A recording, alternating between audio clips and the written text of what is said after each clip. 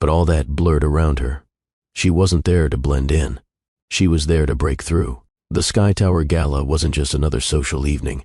It was the presentation that could change everything. Wayne Tech's eco-luxury skyscraper bid was the largest commercial interior design contract in the state, possibly the country. Landing it would secure her firm's legacy. She already had the stats, the portfolio, the vision. Hello, my amazing family. This is Dr. Phillips. Welcome to the place where love meets twilight, where every story glows with romance, mystery, and a touch of magic. If you've just joined, you're not just a follower. You're part of a journey that never fades with the sunset. Don't forget to like and subscribe to our channel, Love in Twilight. Now let's dive right in. What she didn't expect was him. She hadn't seen Roger Wayne in 3 years, but she remembered his voice like it was yesterday. She'd been attending a networking mixer in Manhattan, wearing her first ever silk pantsuit, all nerves and ambition, when she overheard him. She hadn't been eavesdropping. She'd simply walked by an open lounge door and paused when she heard the name of someone she admired. And then, no offense, I just don't date black women. Not my thing. I like what I like. Casual, effortless, like discussing menu options at a golf club. She hadn't flinched then. Not outwardly, but something inside her clenched, a quiet punch to the chest. Not because she needed his approval, but because of what it represented. Men like him, powerful, polished, broadcast into the world as the faces of progress, still saw women like her as boxes not to be checked. And now, she smirked. Now she was on tonight's finalist list, the one everyone whispered about, the one whose work had captured imaginations from coast to coast. What she didn't know until an hour ago was that he would be here too. Wayne Tech had just been revealed as the major investor backing the entire skyscraper project, and Roger Wayne was seated 3 rows from the front. Kersey turned slightly, the diamonds in her earrings catching the chandelier light. She didn't need to rehearse her pitch anymore. She lived and breathed it. Every tile, every reclaimed beam, every clean energy layout. It wasn't just design. It was her. She stepped out of the powder room and into the ballroom. Gold chandeliers sparkled against high-arching ceilings. Velvet drapes framed 40-foot windows, and white-suited servers glided through the crowd. She moved past them all with the grace of a woman on a mission. Her heels clicked against the glass platform stage. She didn't look at the crowd. Not yet. She looked only at the screen behind her as her first slide came up. A hush fell. And then she spoke. Luxury is not about excess. It's about purpose. And design should not only serve beauty, it should serve humanity. Heads turned. Pens paused. Even the man in the 3rd row, yes, him, leaned forward. As she continued, confidence coded every word. Her voice didn't shake. Her hands didn't falter. She spoke of material innovation, of recycled glass tiles inspired by river, pebbles, of heating systems that adjusted based on occupancy and sunlight.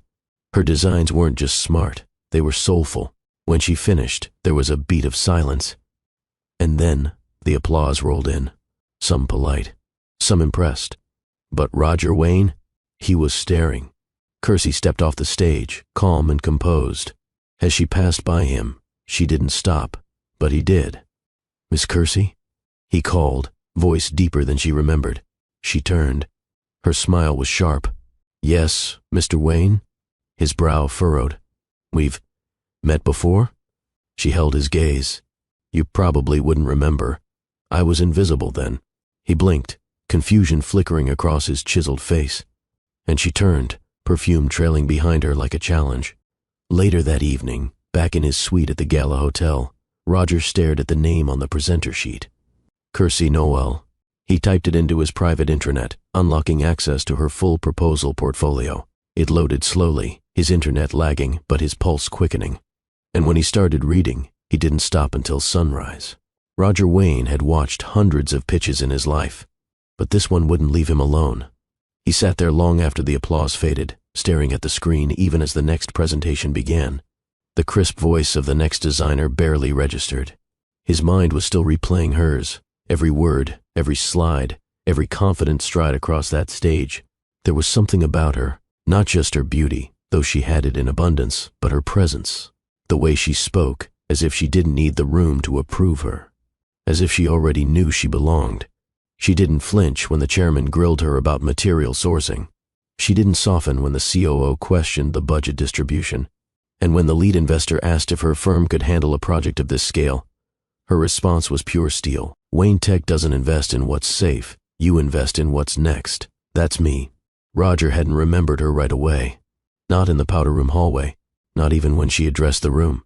But something about her voice, it gnawed at him, like a note from a forgotten song. And then her words hit. You probably wouldn't remember. I was invisible then. He froze.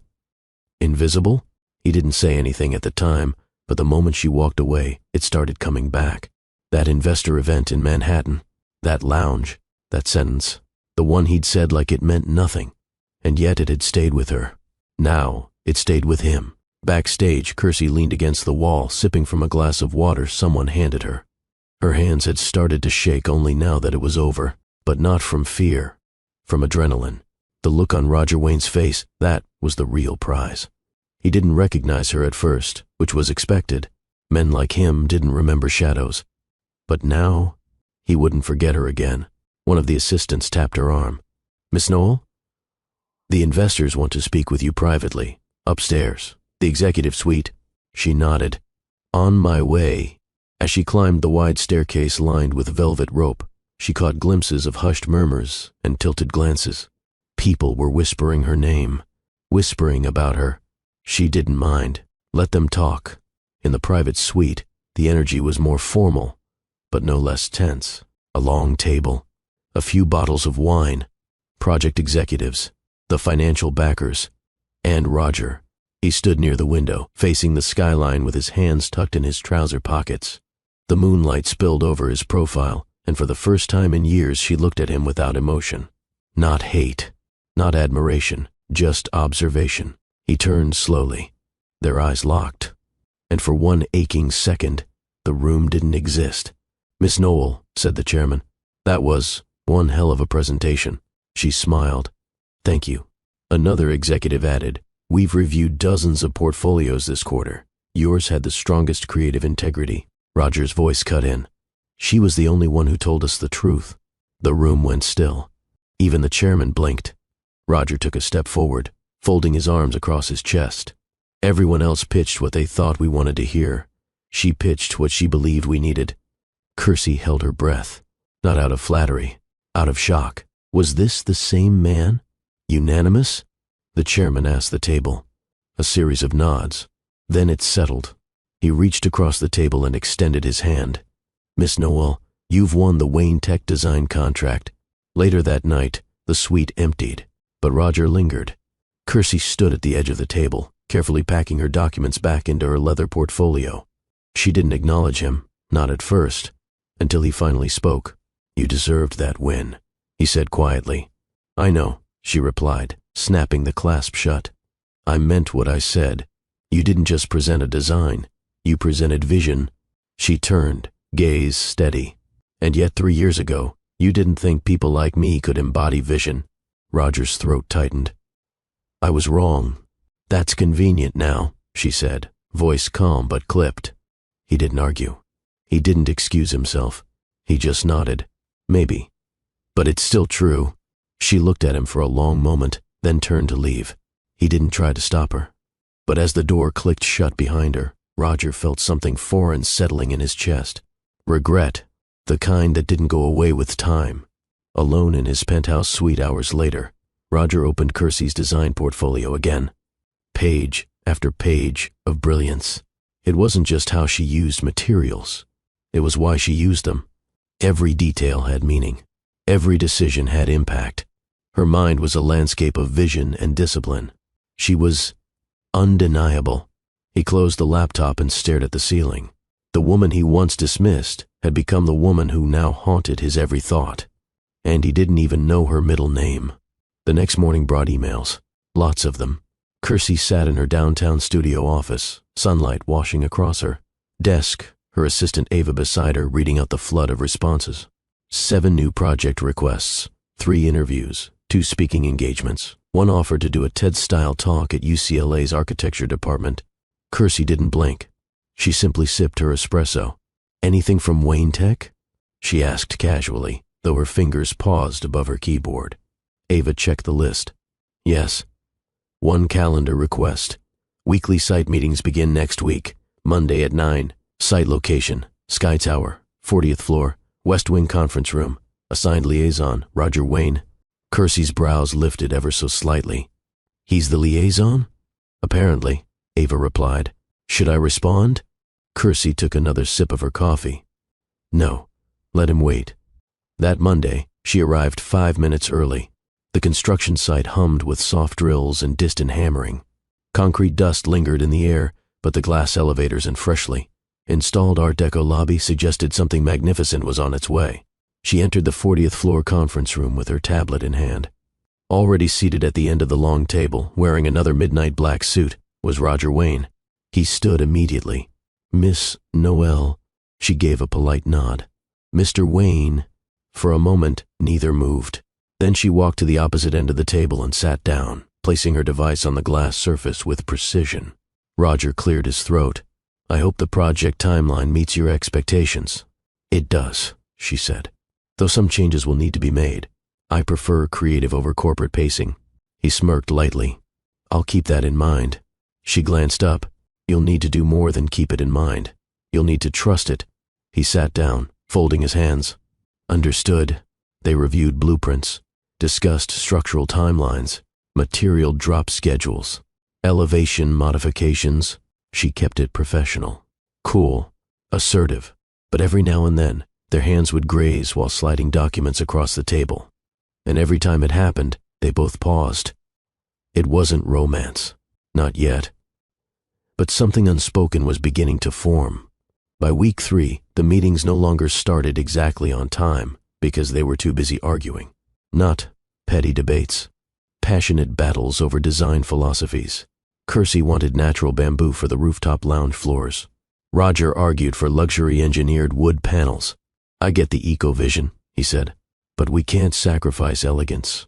Elegance doesn't require exploitation, she fired back. And you said you hired me for my vision. He leaned forward, brows narrowing slightly. I did. But I'm still the client. Her eyes locked with his. And I'm not a decorator. I'm the visionary. Silence. And then, he laughed, low and genuine. I've never met anyone who talks to me like that. Maybe that's the problem, she said, standing to gather her papers.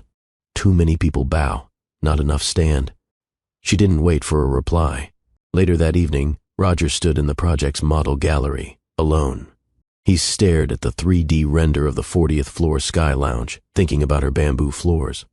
How she spoke about environmental responsibility, like it was sacred. How her eyes lit up when she talked about what mattered, not just what looked good. He wasn't used to this, to being challenged, to being seen. She didn't defer to him, and strangely, that made him crave her more, not just physically, but intellectually. The next meeting, he brought coffee. Black, no sugar, just how she liked it. He slid it across the table before saying a word. Kersey raised an eyebrow. What's this? You once told Ava you only function with caffeine before 10. I figured I'd try not being the problem today. She stared at the cup, then at him, and for the first time since that gala night, she smiled. A real one, small, but unmistakable. Later that day, they reviewed the lighting schematic. Her fingers brushed his again. Longer this time. He didn't pull back. Neither did she. Their eyes met, and that unspoken thing between them, it sparked, not loud, not blazing, but real. Something was changing, and for the first time in his life, Roger didn't want to stop it. The contract landed on her desk like a challenge wrapped in gold. Kersey scanned the cover page, Wayne Tech Skyline Project, final execution copy. Her firm's name was printed in bold beneath it. She exhaled slowly. This wasn't just another contract. It was the largest design project of her career. She leaned back in her leather chair, tapping her pen against the edge of her desk. Her team stood outside her glass office, pretending not to stare, pretending not to celebrate too soon. She signed it. With a black Montblanc ink pen Roger had gifted her for luck a week earlier. And when she slid the document back into the envelope, she allowed herself a moment to smile. Not for Wayne Tech, not for the world, but for herself. The next morning, Headlines appeared. Woman-led firm secures state's biggest interior design contract. Kirstie Noel outdesigns legacy firms in major Wayne-attack bid. She didn't bother reading the full articles. She had floors to design and deadlines to meet. But the buzz was loud, too loud to ignore. By the end of the day, 3 rival firms had publicly questioned the selection process. One claimed favoritism, another implied bias for diversity optics, and a third flat-out accused Wayne Tech of discarding veteran partnerships. Kirstie didn't respond, but Roger did. That night, a press statement hit every business outlet. We selected Kirstie Noel's firm not because of optics, but because of outcome. Her designs are the future, and we don't negotiate with the past. Roger Wayne, CEO Kirstie, read it twice, then once more, slower. He didn't have to say it, but he did. And that, whether she admitted it or not, meant something. A few days later, she met Roger in the private elevator to the Sky Tower construction site. Just the two of them. No words at first. Only the hum of the elevator rising floor after floor. Then, quietly, she asked, "You didn't owe me that press defense." He turned, looking directly at her. "I didn't do it for you." "Oh, I did it for the truth," he said. "And maybe for the version of me that needed to say it out loud." The elevator doors opened. She stepped out without another word. But her expression? A hint of acknowledgement. The project consumed them. Site visits, team reviews, material checks, budget revisions. Each day blurred into the next, but the tension between them never dulled. Sometimes it was subtle. A glance held a second too long. Other times, it was sharp, verbal battles over stone textures or lighting geometry that made the interns hold their breath. Kirstie worked like she had something to prove. Roger watched like he wanted to understand the fire that fueled her. And though nothing had been said outright, everyone on site knew something was building. On a Thursday evening, they reviewed final renderings in the glass-walled mezzanine overlooking the open lobby. Her laptop was open between them, the latest 3D layout glowing on screen. He leaned in. "That archway, you widened it?" She nodded. "Guests need to feel welcomed before they're impressed. You design like an empath." "I design like someone who's been shut out of too many rooms." Roger didn't respond, because that line, it pierced, not just because of what it revealed about her, but because it held a mirror to who he had once been. The wind howled through the open beams above them. Kirstie reached for a sample board, and her hand brushed against his. Again, only this time, she didn't pull back. Neither did he. They just stood there, connected at the fingertips, while the world outside rattled with construction noise. And for once, neither had anything to say. The next morning, Roger showed up with 2 hard hats and a surprise visit to the rooftop space. "No press, no investors," he said. "Just you, me, and the sky." She followed, half curious, half skeptical. At the top, the sun was just starting to dip, throwing soft orange light across. The steel skeleton of what would soon be the city's most coveted penthouse suite. "This view," she whispered, walking slowly to the edge. "You'll be designing it," he said quietly behind her. "I thought it deserved a moment." She turned. "You're not what I expected." "Neither are you," he replied. Then added, "Thank God." By the 5th week, the 40th floor conference room had become a battlefield, not a hostile one, but charged. Kirstie arrived each morning in neutral-toned power suits and heels that echoed through the marble corridor. Roger was always already there, nursing his second espresso, sleeves rolled up, collar slightly loosened. They didn't make small talk anymore. They challenged each other. Every decision sparked a conversation, and every conversation sparked something else. Today was no different. Kirstie stood by the panoramic window, her tablet in hand, presenting a revised layout for the West Atrium lobby. Roger circled the table, arms crossed, gaze intense. "You want to replace the custom brass fixtures with hand-cut matte bronze?" he asked. "Yes," she replied flatly. "Brass reflects heat. Bronze absorbs it. Also, it's softer, more grounded."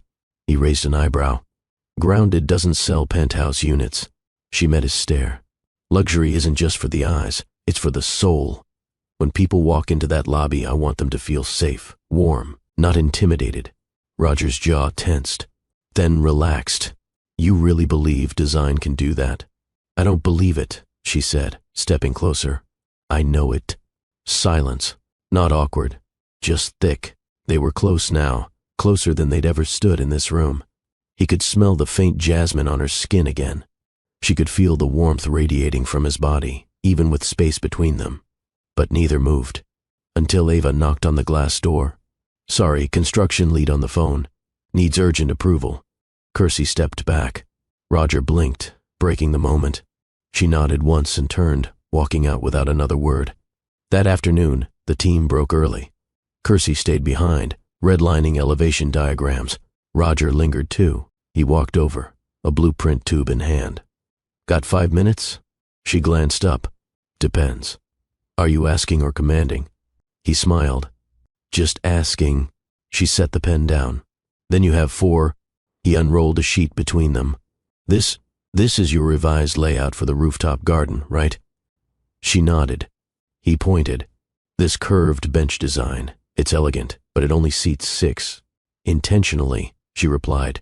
"It's meant to encourage stillness, small conversations, reflection. Most clients want space for events.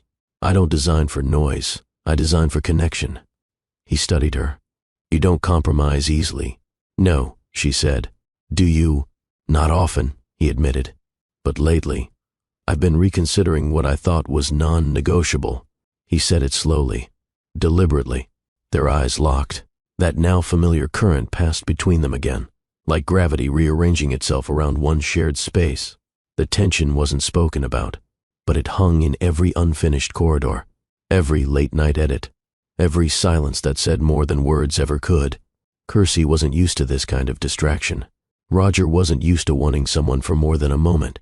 And yet, here they were, drawn. A week later, during a site walkthrough, the floor shook slightly from machinery overhead. Kersey instinctively stumbled back. Roger caught her by the arm. Firm, protective, their bodies aligned in one sharp breath. They stared. Neither let go. Not immediately, and when he finally did, his fingertips lingered just 1 second too long. Later that evening, she returned to her office, flustered. She threw her bag on the couch and stood by the window, watching headlights blur across the city. A part of her wanted to shut the door on it. Whatever this was, but another part, the part that remembered how he used to speak, the part that still held the echo of his old words, wanted to see how far he'd come, not just to test him, but to see if change was possible. For a man like him, for a story like theirs. Meanwhile, Roger sat in his car outside the building, engine off, city humming around him. He stared at the dashboard, hands gripping the wheel. There were things he wanted to say, things he was afraid would come out all wrong. He wasn't the same man from 3 years ago, but he didn't know if she'd ever believe it. The elevator doors opened with a soft chime. Kersey stepped inside, arms filled with material samples, swatches of fabric, stone tiles, lighting textures. She pressed the button for the 40th floor, exhaling as the doors slid shut. The ride had become routine, but today, the tension in her chest wasn't about design. It was about him, Roger Wayne, the man who once said women like her weren't his type, now stared at her like she was the only truth he'd ever known. She leaned against the elevator wall, pulse betraying her calm. She was used to working under pressure, but this was pressure of a different kind. This was emotional tension wrapped in attraction. On the 40th floor, he waited, suit crisp, tie loose, a faint shadow of fatigue under his eyes, like he hadn't been sleeping well. He hadn't. He didn't say anything when she walked in, just watched her glide across the room, her heels tapping lightly against the polished floor. "Good morning," she said. His response was slower. "It is now." She looked at him.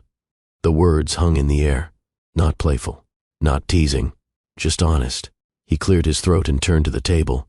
The engineers finalized the structural analysis for the Sky Lounge terrace. They've greenlit the weight distribution. You'll get your infinity edge pool. She moved beside him, scanning the layout.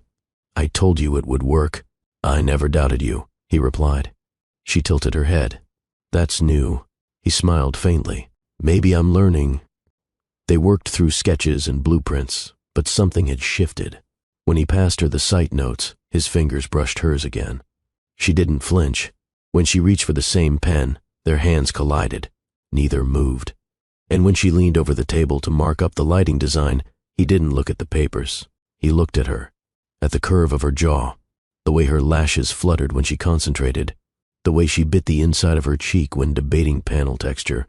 She was captivating, not just physically, but in every inch of who she was. And for a man who once reduced women to preferences and appearances, this woman had shattered every shallow filter he used to live behind. "Roger," she said softly, not looking up. He blinked. "Yeah?" "Stop staring." His voice lowered. "Can't help it." She turned, finally meeting his gaze. And that moment, that charged silence, spoke louder than any flirtation. It was acknowledgement. Mutual. Inevitable. He wasn't hiding his interest anymore. And she wasn't denying hers. Later, during a site walkthrough, the construction lead asked them to review a new HVAC shaft being framed near the east wing. The space was tight, narrow scaffolding, concrete dust, plastic drapes flapping from portable fans. Kersey stepped carefully over a pile of coiled wires. Roger held her elbow without asking. She didn't shake him off. When they paused at the shaft's edge, she leaned slightly forward to inspect the duct vents. Roger was directly behind her, one hand still gently resting on her lower back. Too close, too aware. She turned slowly, their faces inches apart. "If I fall," she said quietly, "I'll take you with me." "I'll catch you before you do," he replied. No smile, no sarcasm, just truth. They didn't kiss. Not yet. But that look burned. It promised everything without a single touch. The next morning, Kersey arrived early. Before the crew, before Roger. She walked the unfinished hallway alone, tracing her fingers along the exposed brick. There was something about silence in a space in progress that made her feel alive. It reminded her that growth was messy, loud, beautiful in its imperfection. Behind her, soft footsteps. She turned. Roger. He didn't speak, just watched her. And then, without breaking the moment, he said, "Do you believe in second chances?" She studied him. "I believe people change when they want it badly enough." His jaw clenched. "I want it." She looked down, then back up. "Then earn it." The sky outside was moody, thick clouds hanging low as if the weather too sensed something was about to break. Kersey followed Roger up the unfinished stairwell to the top floor of Sky Tower, the wind whistling faintly through steel beams and exposed glass. The building was raw up here, no furniture, no walls yet. Just possibility and tension. She stopped near a stretch of floor-to-ceiling windows that overlooked the entire skyline. The city pulsed below like a living thing. Lights flickering, lives moving. Her arms crossed beneath her chest. Behind her, Roger spoke. "I didn't bring you up here for business." She didn't turn around. "Then you're wasting my time." He stepped closer. Not too close, just enough for her to feel the heat of him. "Time's never wasted with you," he said. She finally turned. "Then say what you came to say." Roger ran a hand over his jaw, visibly unsettled. Not by her, but by the war inside himself. "I've been trying to unlearn a lot of things," he said slowly. "About myself, about how I was raised, about what I was taught to believe was acceptable." "About black women?" she asked flatly. He nodded once. "Yes." Kersey didn't flinch. She wanted to hear it. All of it. No sugar, no dance. He continued. "I said something stupid 3 years ago, something ugly. I didn't think about it, didn't even pause. That's the part that scares me." She was quiet. Roger took another step forward, his voice low. "But since working with you, watching you, something shifted. You don't just challenge me professionally. You undo me." She blinked. "Undo you." "Every day, I walk into that building thinking I've figured it out. The numbers, the contracts, the vision. And then you speak, and suddenly I realize I'm still a student." She tilted her head. "Why now?" "Because you're not just talented. You're truth. And I'm tired of hiding from it." Her breath caught, but she covered it quickly. He stepped closer. This time, they were only a breath apart. "I can't erase what I said," Roger murmured. "But I can tell you this. I see you now. Not as a category, not as an exception. I see you." Kersey's voice was a whisper. "Why me?" His eyes searched hers. "Because everything I thought I wanted fell silent the moment you walked in that room." She held his gaze, and the walls between them began to fracture. There was no music, no script, no cue. But when he reached for her, she didn't stop him. And when his lips met hers, it wasn't tentative, it was hungry. It was the kind of kiss that didn't ask permission, because it already had it. Months of glances, weeks of tension, a lifetime of questions, all collapsing into a single moment of clarity. Roger's hand slid around her waist, pulling her into him. She let her tablet fall to the floor, arms wrapping around his neck. Their mouths moved in sync, breath ragged, bodies flush. The kiss deepened, then broke, then resumed, stronger. They stumbled backward until her back pressed against the cold glass window, the skyline framing her body like art. Roger's lips traced her jaw, then down the curve of her neck. She arched, exhaling sharply. "This changes everything," she whispered. "It already has," he breathed against her skin. He lifted her, effortlessly, set her on the unfinished marble counter against the opposite wall. Her legs wrapped around his waist. The lines between restraint and need blurred fast. Her blazer dropped to the floor.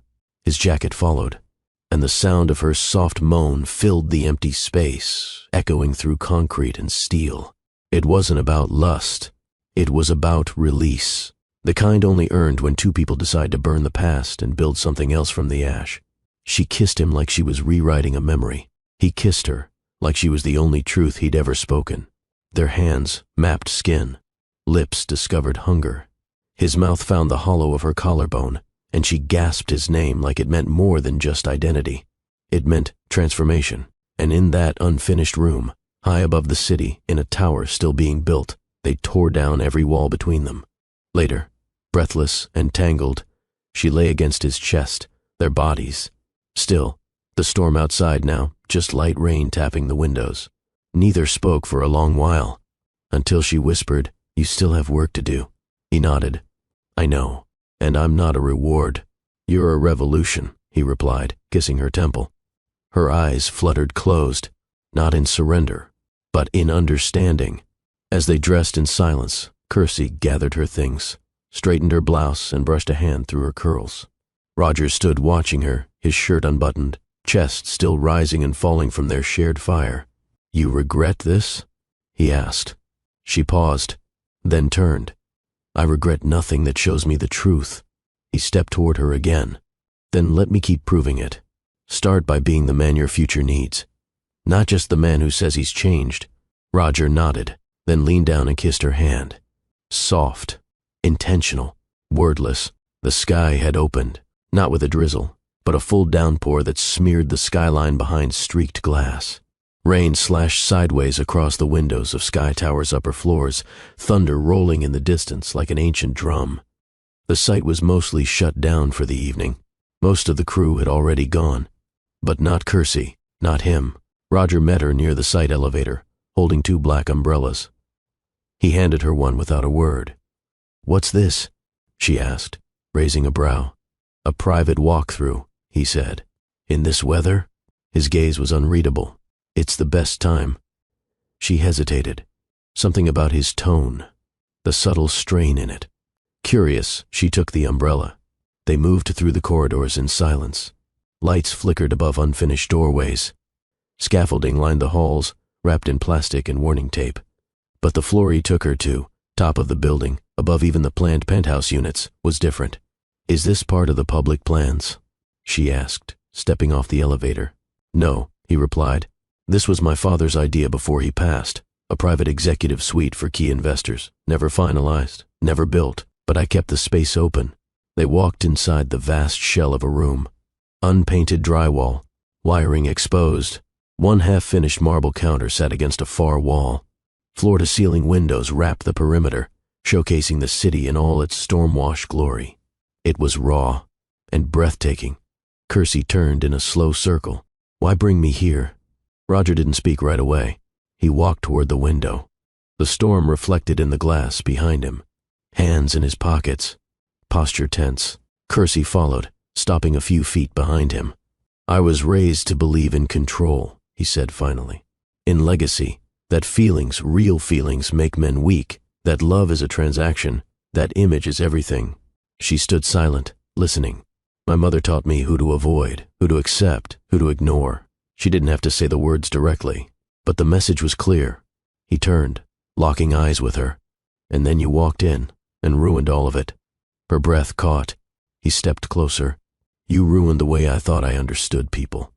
What I believed about strength, about worth. Kersey's voice was soft. Is that a bad thing? He let out a breath. It's terrifying. She didn't move. He continued, his voice tighter now. I used to be able to walk into a room and see categories, boxes.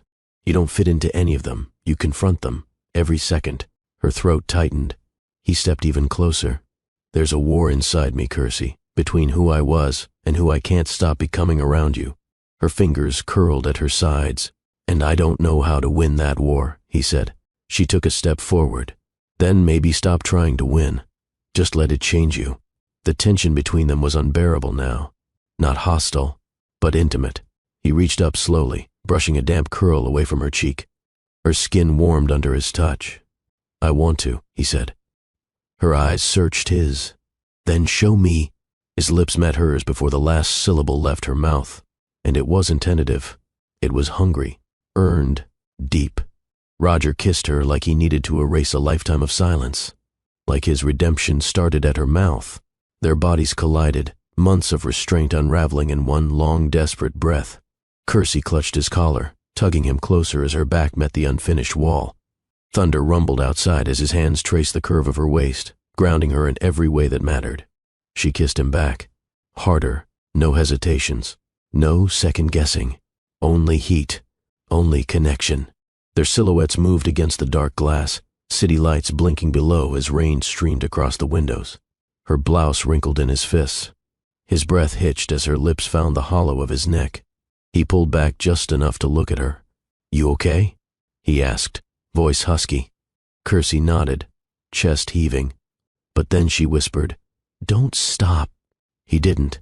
Roger lifted her onto the marble counter, her legs wrapping around his waist with instinctive precision. Their lips met again, wetter now, deeper. Her hands slid beneath his shirt, fingers tracing along hard lines and warm skin. He groaned softly, deep and low, into her mouth. There was no music, no script, just skin. And thunder, and years of unspoken longing being rewritten with every touch. Kersey whispered into his ear, If you're not ready for this, stop now. Roger's response was a trail of kisses down her throat. I've been ready, he said. I just didn't know what for. The storm roared louder, as if matching their rhythm. She pulled him closer. He pushed into her warmth. It wasn't just physical. It was emotional combustion. His voice broke between kisses. You undo me. Her answer was a moan, soft, desperate, raw. And when he entered her, still fully dressed, soaked in rain, hands trembling, it wasn't clumsy or frantic. It was reverent, slow, purposeful.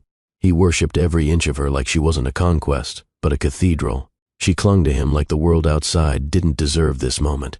And maybe it didn't. When it was over, they stayed locked together, her head on his chest, his hand tangled in her hair, neither speaking, just breathing, letting the rain fall and the world blur. The silence in the car was anything but empty. Roger's fingers drummed against the steering wheel, his eyes flicking between the road and the woman in his passenger seat. Kersey sat with one leg crossed, window half-cracked, the scent of rain and city light breeze weaving through her curls. Neither of them had said much since leaving the Sky Tower site. There was no need to. Their bodies had already spoken, loudly. But even so, something about this moment felt more intimate than the hour they'd just spent pressed together on unfinished marble. He glanced over. I know a place. She turned toward him, curious. Not that kind of place, he added, lips curling faintly. Just somewhere quiet. Kersey arched an eyebrow. You always drive your CO leads to secret locations after work? Only the ones who ruin my ability to sleep, he muttered. She smiled, just a little. That was all the confirmation he needed. He took a left onto a quieter street. His penthouse didn't scream wealth. It whispered it. Subtle lighting, clean, masculine furniture, warm wood and cool steel. Art that wasn't trying to impress anyone. Floor-to-ceiling windows opened up to the entire city skyline. But none of that registered when he opened the door for her. What did? The way he stepped aside, without words, letting her lead. You want a drink? He asked, tossing his keys into a ceramic bowl. She shook her head. No, I want something real. Roger stopped, and then said, "Follow me." He led her into a bedroom designed for comfort, not conquest. Dark walls, a low bed, no unnecessary extravagance. She took it in slowly. "This doesn't look like a room meant to impress," she said. "It's not." He turned to face her. "It's where I stop performing." Kersey stepped forward. "Then stop." Roger inhaled sharply, and when she reached up to loosen his tie, he let her. They didn't rush, no tearing at clothes, no desperate groping, just slow, intentional unwrapping, a layer at a time. His shirt hit the floor.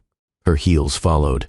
Their hands mapped each other again, not just for lust but for memory, for clarity, for confirmation that this wasn't an accident. This was a shift, a surrender. On the bed she lay back, eyes fixed on his. "Show me," she whispered. He did. Roger worshipped her like she was rare silk. He started with her fingers, tracing the lines of her palm, then her wrist, then up her arm, kissing every inch.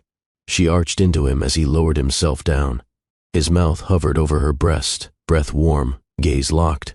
"You're not furniture in a fantasy," he murmured. "I know," she replied, "but say it anyway." He kissed her chest, over her heart. "You're not a body to conquer. You're the standard." She closed her eyes and let herself be seen. He explored her like time didn't matter. His lips moved lower. He didn't just kiss her thighs. He listened to them, responded to every quiver, every intake of breath, until she gripped the sheets and called his name in a way that made him exhale with need. Then he came up slowly and slid inside her, not with force, but with reverence. Her gasp met his groan in a rhythm that belonged to no one else. They moved like they'd done this before, but knew they'd never done it this way, with intention. She wrapped around him, not to pull him closer, but to anchor him. And when their pace slowed, when the tension broke, when her body stilled beneath him, he didn't collapse. He stayed. Inside her, around her, with her. They didn't speak for several minutes, just held each other in the glow of the quiet room. Then Kersey murmured, "You make it hard to pretend you're still the same man." Roger let out a breath. "I'm not, but I'm also not finished becoming the one I should have been all along." She looked up at him. "Then don't stop now." Later, wrapped in a throw blanket, she sat on the edge of his couch as he brought her a glass of water. "I don't usually do this," she said. "Stay over?" "No. Let down my guard." He knelt in front of her, gently brushing a thumb across her knee. "Then don't call it letting down. Call it letting in." Her throat tightened. "You think you're ready for me, Roger?"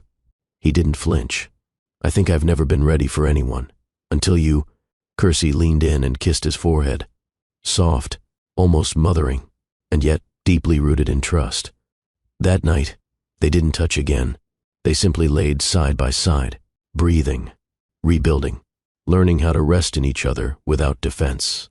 The storm had stopped outside, but inside them, something else had just begun. They arrived at the morning meeting 5 minutes apart.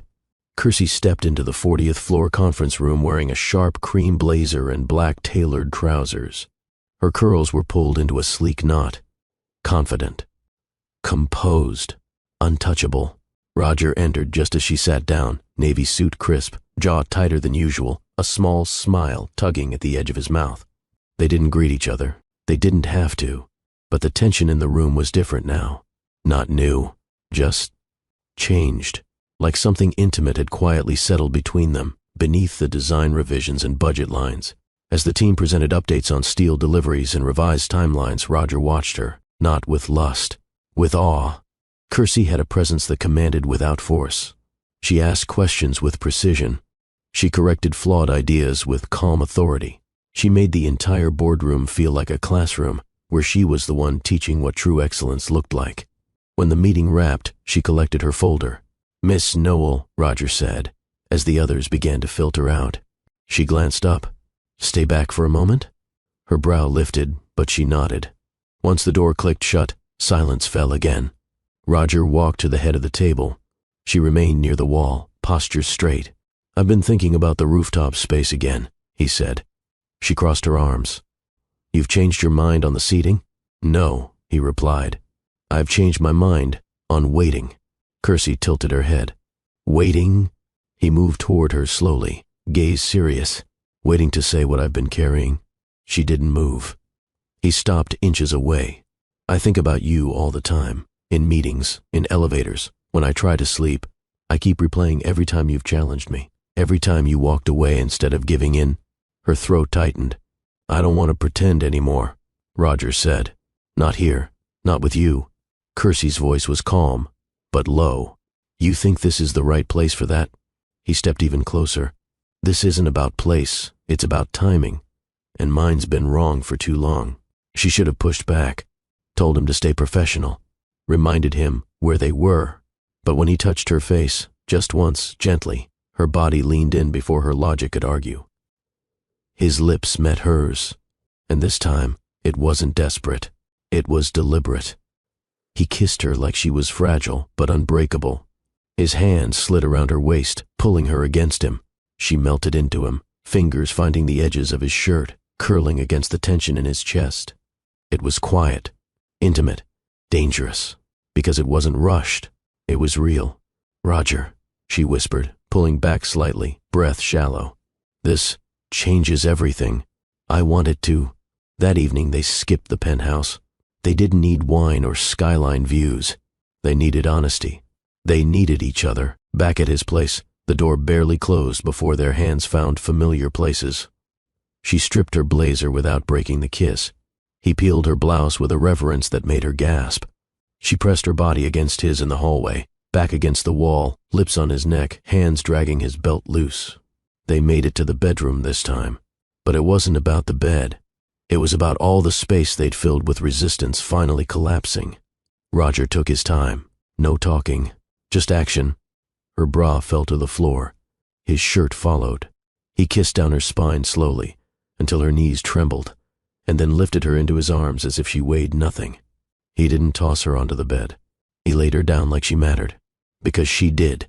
This time, there was no storm outside. But inside them?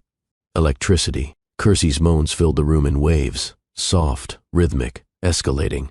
Roger's mouth moved between her thighs with precision and patience, learning every response, every grip of the sheets, every staggered breath. She gripped his shoulders, guiding him into her. And when he entered her, the stillness in the room broke, because now it wasn't discovery. It was claiming. It was choosing. They moved in sync, the pace slow, the intimacy thick. His hands cradled her face as he whispered words he'd never said to anyone. I see you. I'm learning you. I want all of this. She responded with more than words, her body arching, meeting him, owning him. They climaxed together, groaning into each other's mouths, every muscle taut, every second stretched beyond logic. And when it ended, they stayed close. Not because of fatigue, because of safety. They lay on their sides, legs tangled, breathing in tandem. Roger brushed his lips across her shoulder. Kersey whispered, You keep doing that. I might think this is real. He smiled against her skin. It is. She turned to face him, her fingers tracing his chest. I'm not fragile, Roger. I know. But I've been dropped before. He met her eyes. Then I'll hold you like you've never been dropped. Only discovered. She didn't reply, but her hand on his chest stayed, until sleep took them both. And for the first time in a long time, neither of them dreamed alone. Letitia Wayne did not wait to be invited. She arrived at Roger's penthouse at 7:01 a.m. sharp, dressed in a gray wool coat, pearl studs in her ears, and a stare that could still freeze her son mid-sentence. The doorman had barely nodded before she stepped into the elevator without announcing herself. She didn't believe in warning shots. She believed in order. When Roger opened the door, hair tousled, still in a cotton t-shirt, his face tensed the moment he saw her. Mother, you've been avoiding my calls, she said, brushing past him like she owned the place. I've been busy. She gave a single laugh. It wasn't pleasant. Busy entertaining the woman who's causing quite the stir in our circle. Roger closed the door behind her.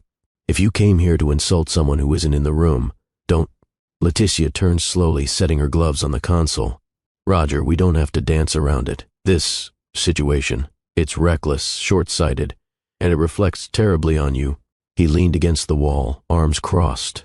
How does designing a tower with a brilliant woman reflect badly on me? She narrowed her eyes. You know I'm not referring to architecture. I'm referring to the rumors about your relationship. Roger's jaw tightened. I don't care about the whispers, he said flatly. You should, Letitia snapped. You're a Wayne. There are expectations, responsibilities. We don't marry outsiders. His head snapped up. Outsiders? He repeated, voice suddenly cold. Letitia's expression didn't waver. You know what I mean. Say it, he challenged, out loud. Say what you really mean. She didn't blink. You cannot build a future with a woman who looks like her. It will never be accepted. Silence cracked between them. Then Roger took a step forward. I don't remember asking for anyone's acceptance. Letitia's nostrils flared. You think love is enough to protect you from the consequences? No, he said, but her love is worth more than your approval. She went still. You're willing to sacrifice everything your father built for a distraction? Roger didn't yell. He didn't flinch. He simply said, I'd burn it all down to build something she could stand in. Letitia's face trembled for the first time. A flicker, small, but unmistakable. You'll regret this, she whispered. Roger stepped closer. No. I regret not seeing her sooner. Her jaw locked. There's no wedding. There will be. Letitia raised her chin. Then I won't be there. He nodded once. Good. She turned and walked out without another word. And when the elevator doors closed behind her, Roger leaned back against the door and exhaled like a man who had finally buried a ghost. Downstairs, Kersey had just stepped out of her car. She'd seen the tail end of Letitia's departure. Polished hair, straight spine, frosted stare. She hadn't needed an introduction. She knew who she was, and she knew what the visit had been about. Inside the penthouse, Roger poured himself a drink. Kersey entered a few moments later, eyes unreadable. Your mother wears anger like perfume, she said. Roger gave a dry smile. You saw her? Just missed the fireworks. He handed her the glass. They weren't fireworks, just ashes. Kersey took the drink but didn't sip it. You okay? She asked. He nodded. Better than I've ever been. She sat beside him on the couch. You stood up to her. He looked at her. I didn't stand up to her. Kersey frowned. What do you mean? I walked away. I chose you. She blinked. Not because she was surprised, but because hearing it meant something. Later that evening, Roger sat on the edge of his bed, phone in hand. He typed a message. To Kersey subject, clarification. There's no confusion, no pretending. You're not temporary, and I'm not asking for more time. I'm asking for a chance to prove every part of me wants to stand beside you, not behind you, not over you, beside you. He hovered over send for a full breath, then pressed it. Kersey read the message just as she lit a candle on her nightstand. She didn't reply, but she smiled and let the flame burn. Roger didn't see his mother for weeks after that morning. Not at board meetings, not at the country club, not even at the charity fundraiser she co-hosted every fall. The absence wasn't a mistake. It was a message, but Roger had stopped reading her signals. He was writing his own story now, and Kersey was the page one. In the second week of December, Letitia sent a note through her assistant. No call, no voice, just 2 sentences typed and printed on expensive paper. We need to speak. Discretion expected. Come alone. Bull W. Roger didn't respond immediately. He waited a day, then another. When he finally walked into the private tea room at the Wayne Foundation offices, Letitia was already seated. The air was perfumed with hibiscus and quiet judgment. You look tired, she said. I sleep well these days, he replied, removing his coat. Do you? Roger folded his hands. Let's not waste each other's time. Say what you want to say. Letitia looked at him for a long time. She wasn't just angry anymore. She was unnerved. I raised you to be strategic, she said. To preserve what your father built. To make decisions that protect the name you carry. Roger didn't move. And I've decided that name means nothing if it comes at the expense of my integrity. Letitia's teacup clinked gently as she set it down. You're planning to propose, aren't you? Roger said nothing. That was enough. She leaned forward. Roger, you're throwing away a life of privilege for a woman who will always have to explain herself in rooms built by men like us. No, he said quietly. I'm building new rooms. With her. Letitia exhaled. a sound of frustration and disbelief. "You don't think the board will push back?" "They can push," he said. "They don't get to dictate who I love." Her expression cracked for a split second. Then she composed herself. "So you'll do this without your family's blessing?" Roger stood, slipping on his coat. "There are blessings I value more." He turned to leave. Leticia's voice stopped him. "If you walk out now, there's no coming back." He paused, then looked over his shoulder. "I'm not walking out. I'm walking towards something better." He left her sitting there, pearls stiff around her neck, legacy clutched in her trembling hands. That evening, Kersey stood on the rooftop of her studio building, wind teasing her curls as she looked over the glowing city. She knew the conversation had happened. She didn't need details. Roger joined her minutes later, wrapping his coat around her shoulders without asking. "How bad?" she asked softly. "Final," he replied. She turned to him. "You sure?" He cupped her face gently. "I've never been more sure of anything." She smiled, a small flicker of pride in her eyes. "Then let's keep going." He kissed her forehead, and they watched the city in silence, two hearts louder than all the traffic below. Later that week, during a late meeting on the 38th floor, one of the junior architects whispered to her colleague, "She's the one." The woman he changed for. Kersey heard it, and didn't correct her, because it wasn't about changing for her. It was about becoming for himself, and she had simply held the mirror. The magazine cover didn't just trend. It stopped traffic. Architectural Grace, January, featured Kersey Noel, the woman who reimagined the skyline and refused to shrink. There she stood, 8 months pregnant, wrapped in a shimmering gold gown that hugged every curve. Her arms were gently positioned behind her back, her chin lifted slightly, eyes calm, not defiant, not inviting, commanding. She wasn't smiling. She didn't need to. The image spoke louder than words. "I built this. I am this." The features spread across pages like scripture. No one focused on her relationship status. Not first, not even second. They talked about her design innovations, her sustainability philosophy, the fact that she'd incorporated Afrocentric elements into a billion-dollar structure without once asking for permission. But by page 8, the headline arrived. "Yes, I'm carrying triplets. No, I'm not asking for permission." The interview excerpts rippled across social media like wildfire. "Motherhood doesn't make me soft. It makes me sharper. Roger didn't rescue me. He caught up. Legacy is not about how you're remembered. It's about what you build while you're here and who you build it with." Inside the Wayne Horizons boardroom, Roger watched as 3 senior executives tried not to visibly sweat. "This feature's getting attention," one of them said cautiously. "Mixed reviews." Roger looked up from the tablet. "What's mixed about it?" "Well, she's outspoken. She didn't hold back." "She never has," Roger said. "That's why I trust her more than anyone in this building." A beat of silence. "Is it true, then?" one asked. "You're stepping back, for good?" Roger leaned back in his chair. "I'm handing over day-to-day control. I'm still chairman. But Wayne Horizons is no longer about one man's legacy." He stood slowly. "It's about partnerships. It's about inclusion. It's about knowing when to lead and when to make space." He closed the tablet and walked out without another word. Later that evening, Kersey sat at home, feet propped up on a velvet ottoman, a hand resting gently on the round curve of her belly. 3 soft kicks fluttered beneath her palm. She smiled, then scrolled to the latest comments on the digital version of her magazine spread. "This is what power looks like. Pregnant and unbothered. Queen. Never knew I could cry over an architect. But here we are. Roger Wayne is lucky EF. Black women been the blueprint." She paused, taking it in. Not the praise, the impact. Her phone buzzed. "Roger, don't cook tonight. I'm bringing dinner, and dessert, and a neck massage." She grinned. "Kersey, just bring extra fries. The girls are demanding." "Roger, Cassian says he wants a burger. I don't care if he can't talk yet." "Kersey, Darian is currently kicking me for daring to breathe while reclining." "Roger, Sarai just made me cry with a Spotify playlist." "Kersey, they're not even born yet."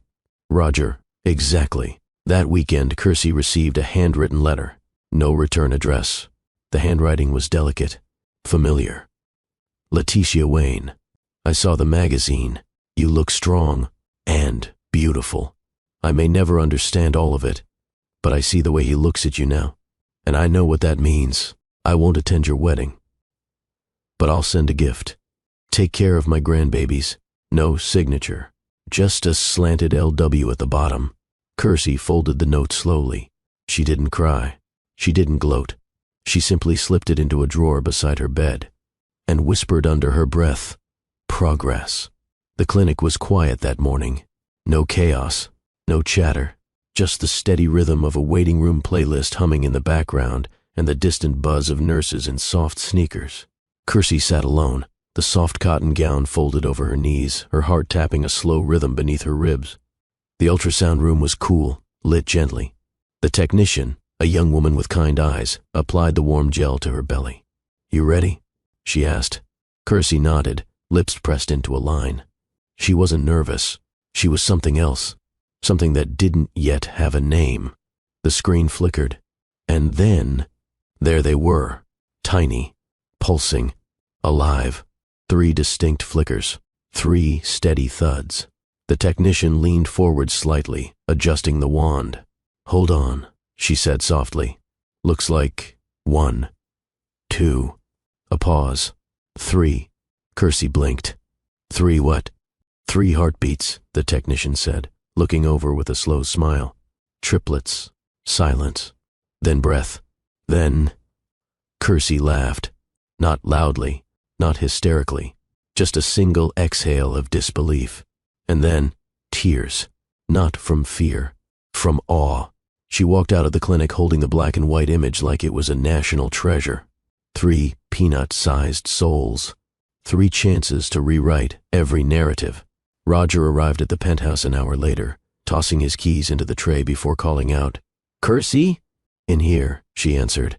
He stepped into the living room, loosening his tie. "I got you that peppermint tea you like. Figured with the way you've been feeling." She held up the scan. No words, just the picture.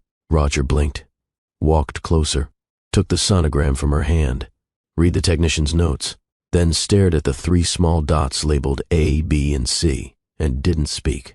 Not for a full minute. Then, he dropped to his knees, not in panic, not in prayer, in promise. He pressed his forehead to her belly and whispered, "I will never fail you, any of you." She placed both hands on his head, fingers weaving through his hair. He didn't cry, not in front of her, but his voice cracked when he said, "You've changed everything." Her smile was watery. "We both did." They sat on the couch for hours, naming possibilities. Cassian, bold. Darian, warm. Sarai, unshakable. They didn't know who was who yet, but they already knew the souls were forming with purpose. Later that evening, Roger sent a message to his board. It read, "Effective immediately, I will be reducing all non-essential obligations for the remainder of the year. My priority is the family I'm building and the woman who made me worthy of it." He didn't elaborate. He didn't ask permission. He simply chose what mattered most.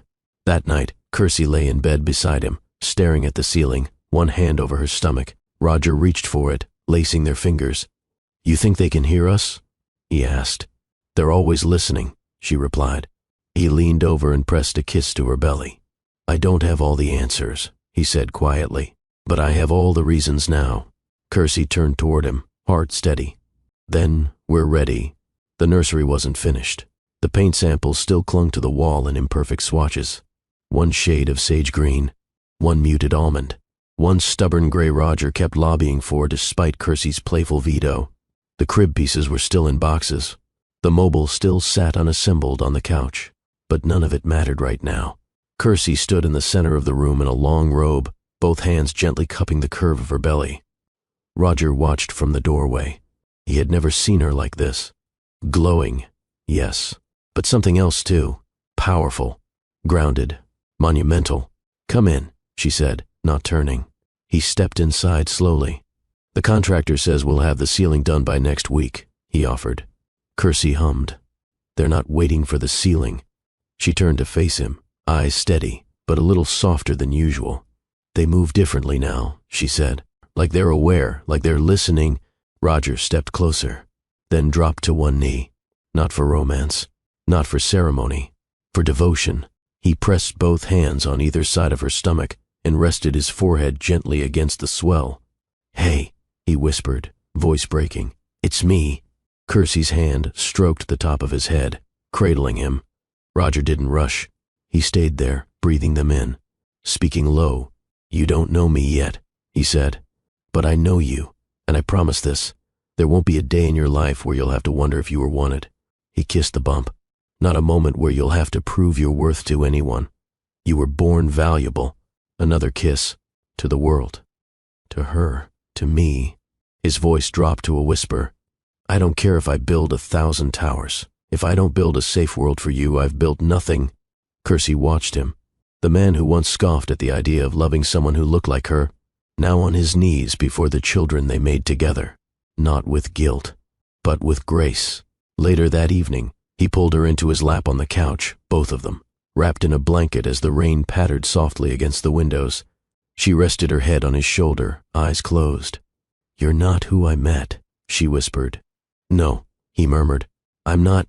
She lifted her head slightly. "But you're who I needed." His grip tightened around her, and for the first time in his life, he felt complete.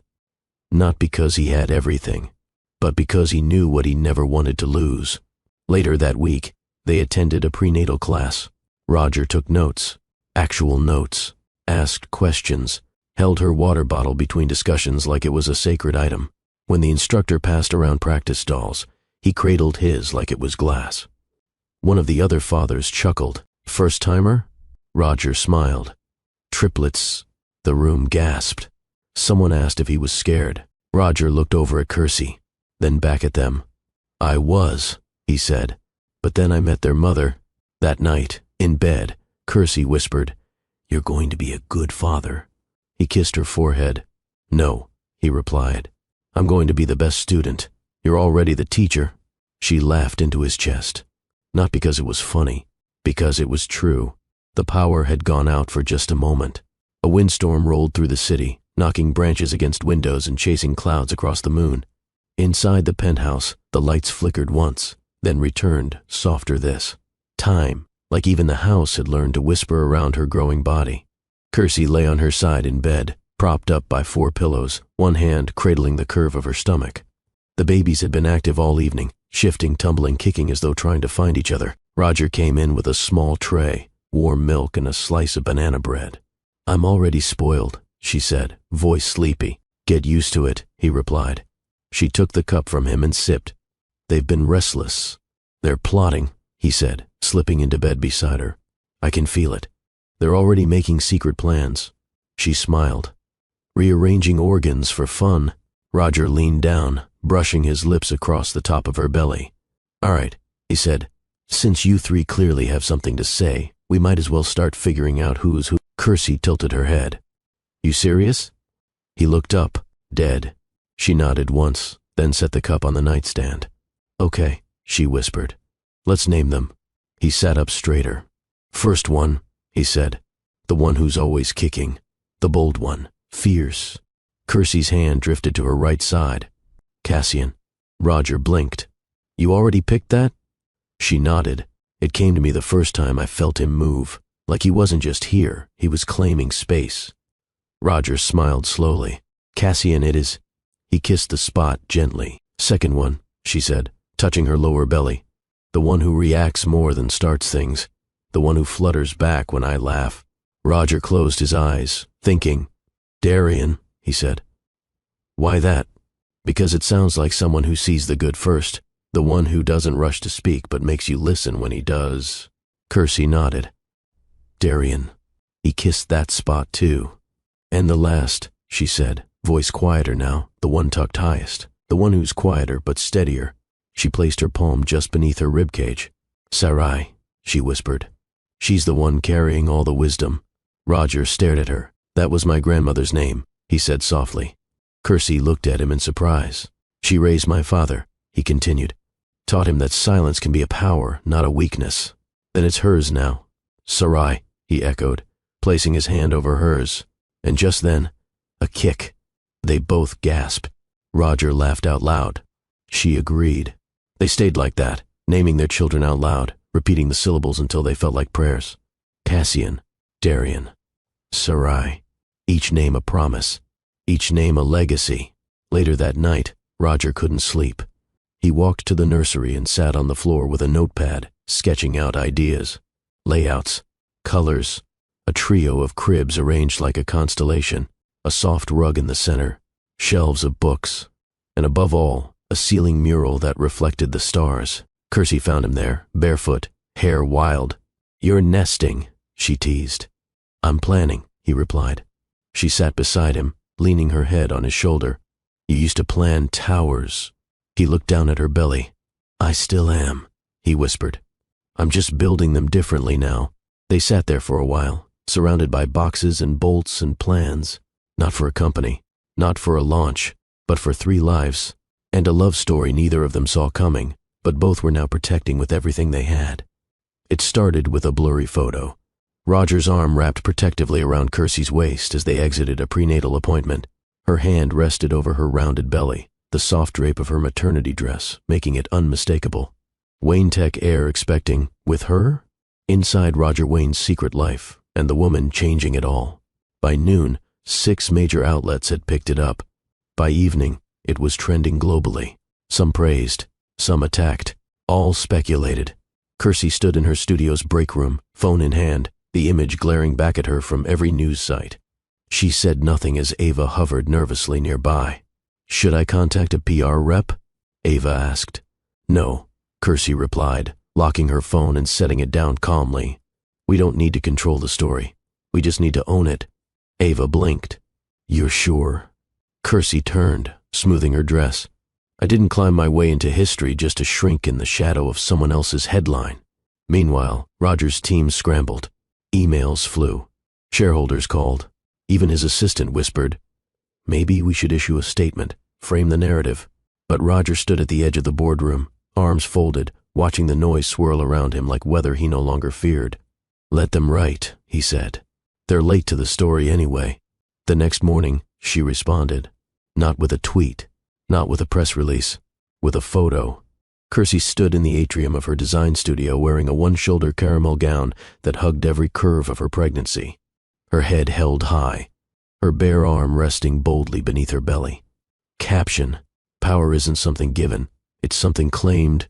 The photo broke the internet.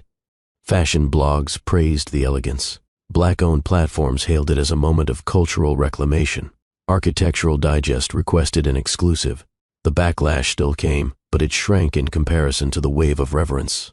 Back at the penthouse, Roger watched the reposts flood in. Kersey entered the living room to find him scrolling. He looked up. "You just silenced an entire industry," he said. She walked over, took the phone from his hand, and set it aside. "I didn't silence them," she said. "I made them listen." They stood at the window together, city lights pulsing below. Roger wrapped his arms around her from behind, hands resting over her stomach. "Do you regret it?" he asked. She leaned into him. "Which part? Letting them in?" "No," she whispered. "Because they don't get to define this." He kissed her shoulder. "This," she gestured to their reflection in the glass, "was never going to stay hidden. And I'm not hiding for people who were never going to understand us in the first place." That night, she received a message from a young architect in Detroit. "I saw your photo. I'm in my 3rd year of architecture school. No one in my family ever built anything. But now I think I can, because I saw you do it, without apology." Kersey read it aloud. Roger listened quietly. "That," she said, setting the phone down, "is the only headline that matters." And when the triplets kicked that night, soft, rhythmic nudges against the inside of her belly, she smiled into the dark and whispered, "You're already making waves." The press conference wasn't scheduled. It wasn't rehearsed. It wasn't about optics. Roger Wayne stood at the front of the Wayne Tech headquarters auditorium in a black suit, no tie, the top button of his shirt undone, sleeves slightly rolled. The podium in front of him bore the company's silver insignia, polished and gleaming under the lights. Cameras clicked. Reporters murmured. A few executive assistants whispered in the back rows, unsure what was about to unfold. He didn't read from a teleprompter.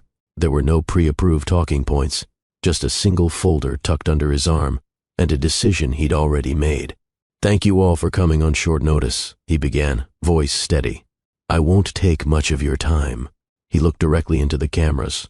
For years, I've led this company with a mindset I thought was strategic, efficient, controlled, but recently I realized something. I was leading a machine, not a movement. I was managing numbers, not nurturing people.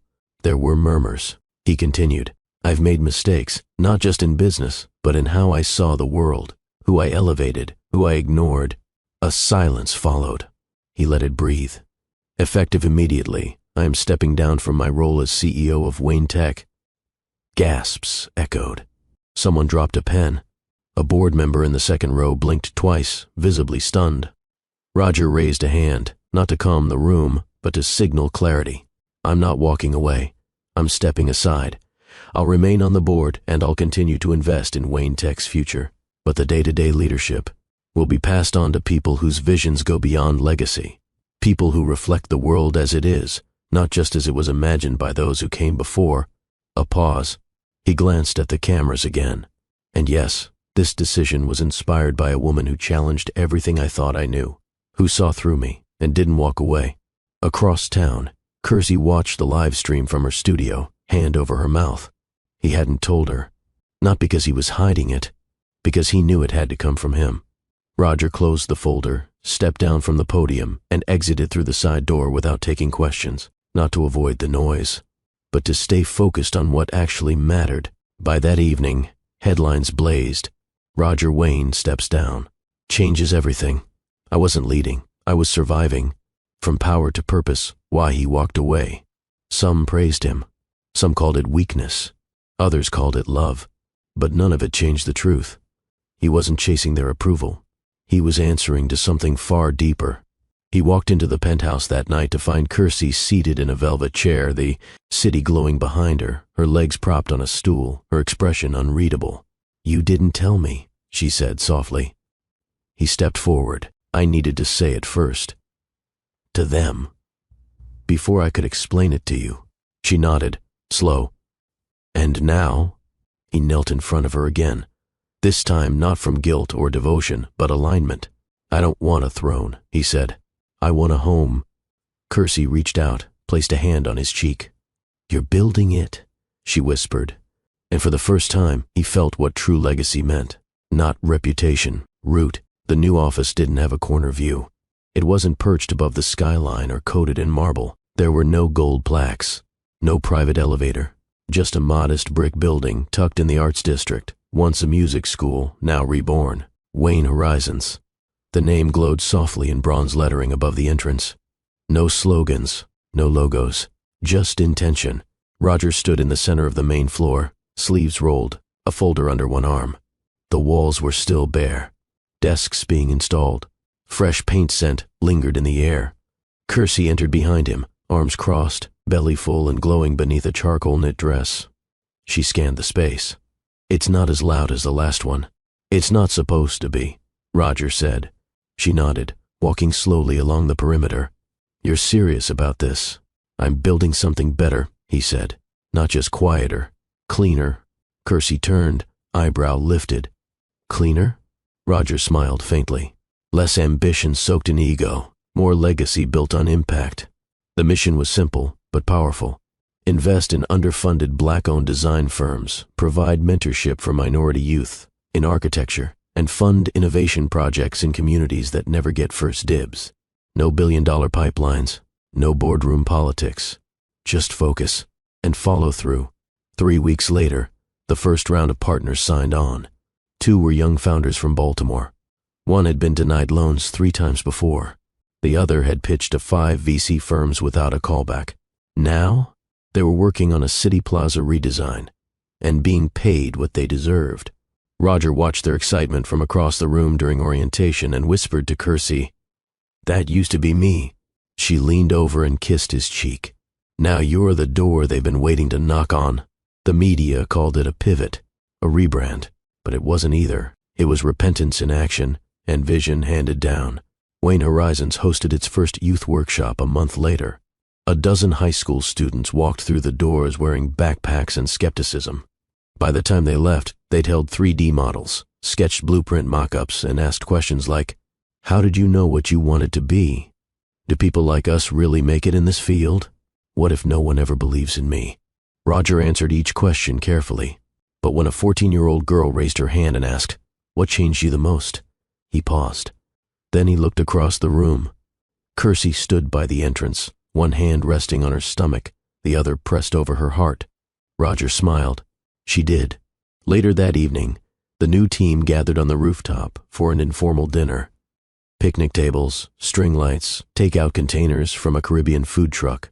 No speeches, no suits, just laughter. Shared ideas, community. Kersey sat on a wooden bench with her feet up, sipping from a chilled water bottle. Roger leaned beside her, elbow on the table. "This," he said, waving a hand at the scene, "feels right." She looked over. "Feels earned." He reached for her hand. "I used to think leadership meant being at the top. And now?" He laced their fingers. "Now I know it means lifting everyone else up with you, or you're just standing there alone."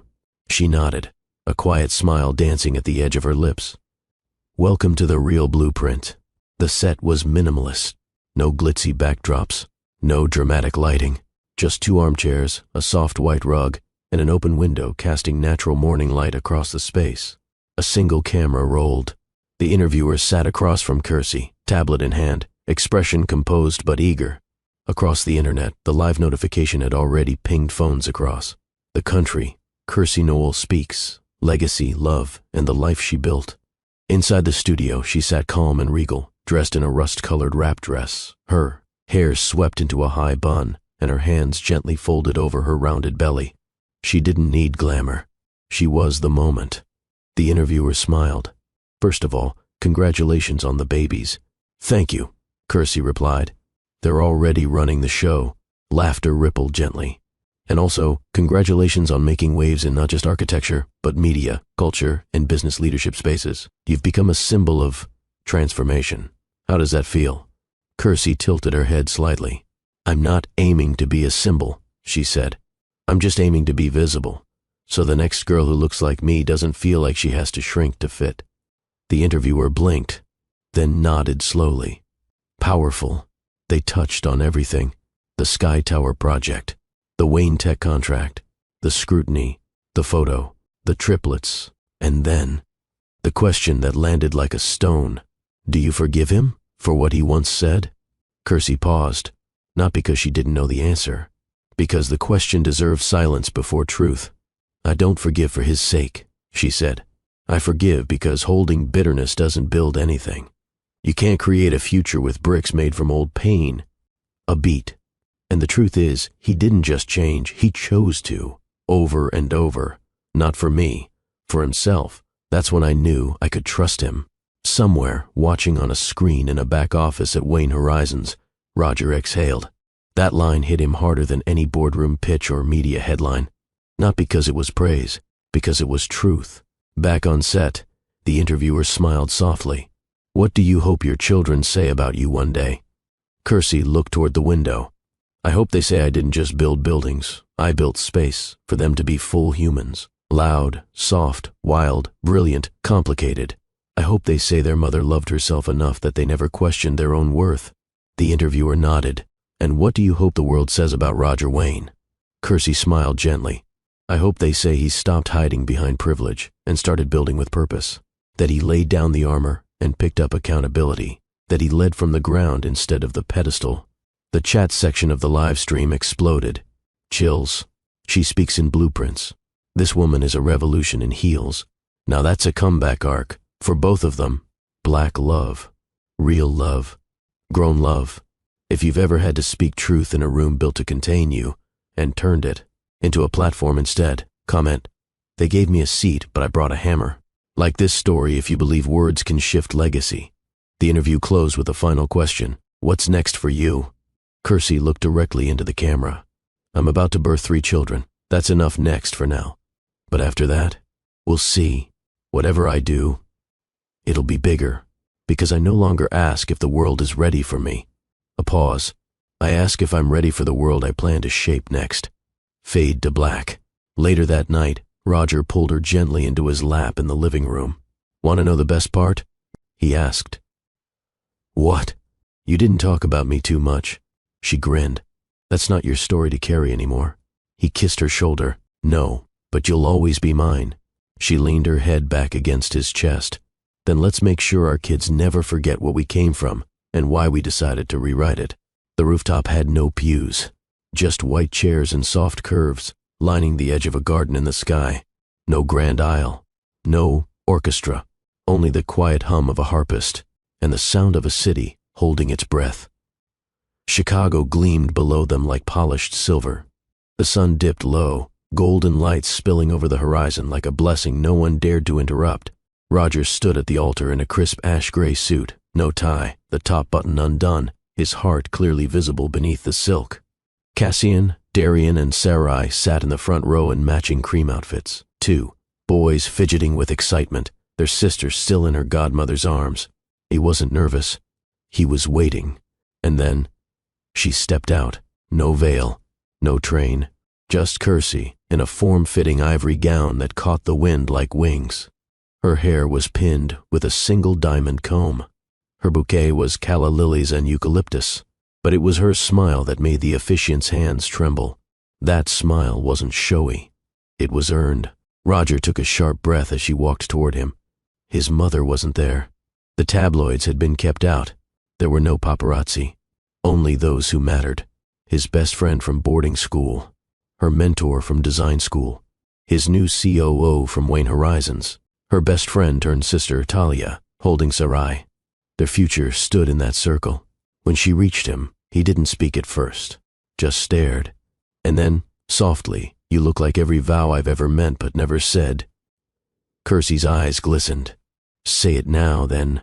The officiant cleared her throat with a knowing smile. "Let's begin." The ceremony was brief, but each word struck like lightning. She said, "You were once the man who looked through me. Now you're the man who made me feel seen. You taught me that some apologies aren't spoken, they're lived. You earned this moment not with words, but with work. And I say yes, because you made love feel like truth." He said, "I can't rewrite what I was, but I can wake up every day and choose who I become. You didn't soften me. You sharpened what mattered. You didn't save me. You revealed me. And I say yes, because you made me want to deserve love." When the rings came out, Cassian ran forward with the box. He tripped halfway there. The entire audience gasped, until Roger knelt, caught him, and whispered, "You're doing perfect." The crowd exhaled with laughter. Darian clapped wildly. Sarai giggled. Kersey didn't move. She just smiled. That was her family now. Messy, wild, real. "I now pronounce you husband and wife," the officiant said. Roger didn't wait. He cupped Kersey's face and kissed her deeply. Not hungry, not rushed. Just finally. The reception was small but rich. A rooftop dinner beneath string lights and warm laughter. Kersey danced barefoot with Sarai in her arms. Roger slow danced with his sons, 1 foot on each shoe.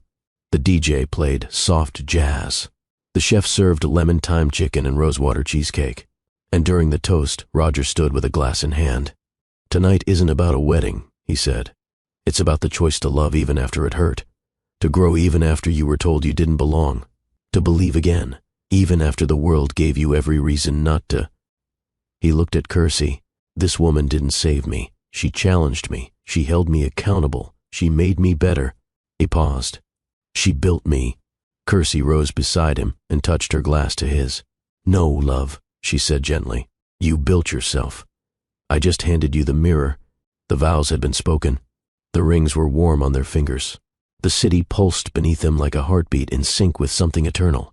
But long after the guests had drifted away, long after the candles had burned low and their children had fallen asleep in Talia's suite upstairs, they remained.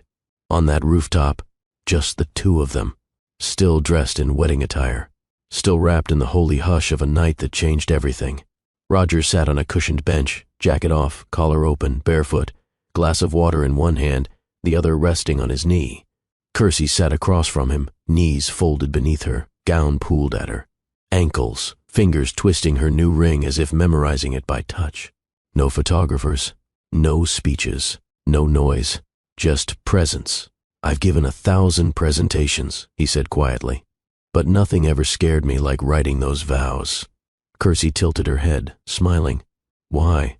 "Because it was the first time I had to speak, not to impress, but to confess." She nodded slowly. Confession is the birthplace of intimacy. He blinked. You always say things like that. Like what? Like you're building cathedrals with your words. She chuckled. That's how I survived. I made poetry out of things meant to destroy me. A silence stretched between them. Not awkward, sacred. Then Roger leaned forward, elbows on knees, voice lower now. You said something during the ceremony about how I didn't change, that you revealed me. She met his gaze. I meant it. He swallowed. No one's ever said that to me. Most people think love is about fixing someone. Kersey shook her head. No, real love is a mirror, not a workshop. You are always more than what the world let you be. I just refuse to let you forget that. He looked down at his hands, turned them over like he was still adjusting to who they'd become. I don't want to be the man who used to need proving, he said. I want to be the man who makes room for softness, for failure, for learning, for more. You already are, she whispered. He looked up. Then promise me something. Anything. Remind me when I forget, because I will. I'll get scared. I'll slip into performance. I'll default to power. And I'll need you. Not to rescue me, but to recenter me. Kersey moved across the space and sat beside him. Her hand slid into his. I won't remind you with words, she said softly. I'll remind you with love. The wind kissed the rooftop. Roger rested his head against Kersey's shoulder. I used to chase deals, brands, status, thinking that would make me whole. And now? She whispered. He turned his head, brushing his lips against her temple. Now I know. Wholeness isn't achieved. It's allowed.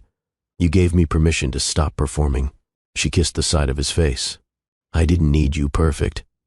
I needed you honest. Somewhere, a baby stirred. A faint cry floated in the distance. Their new reality waited. Feedings. Sleepless nights. Morning walks.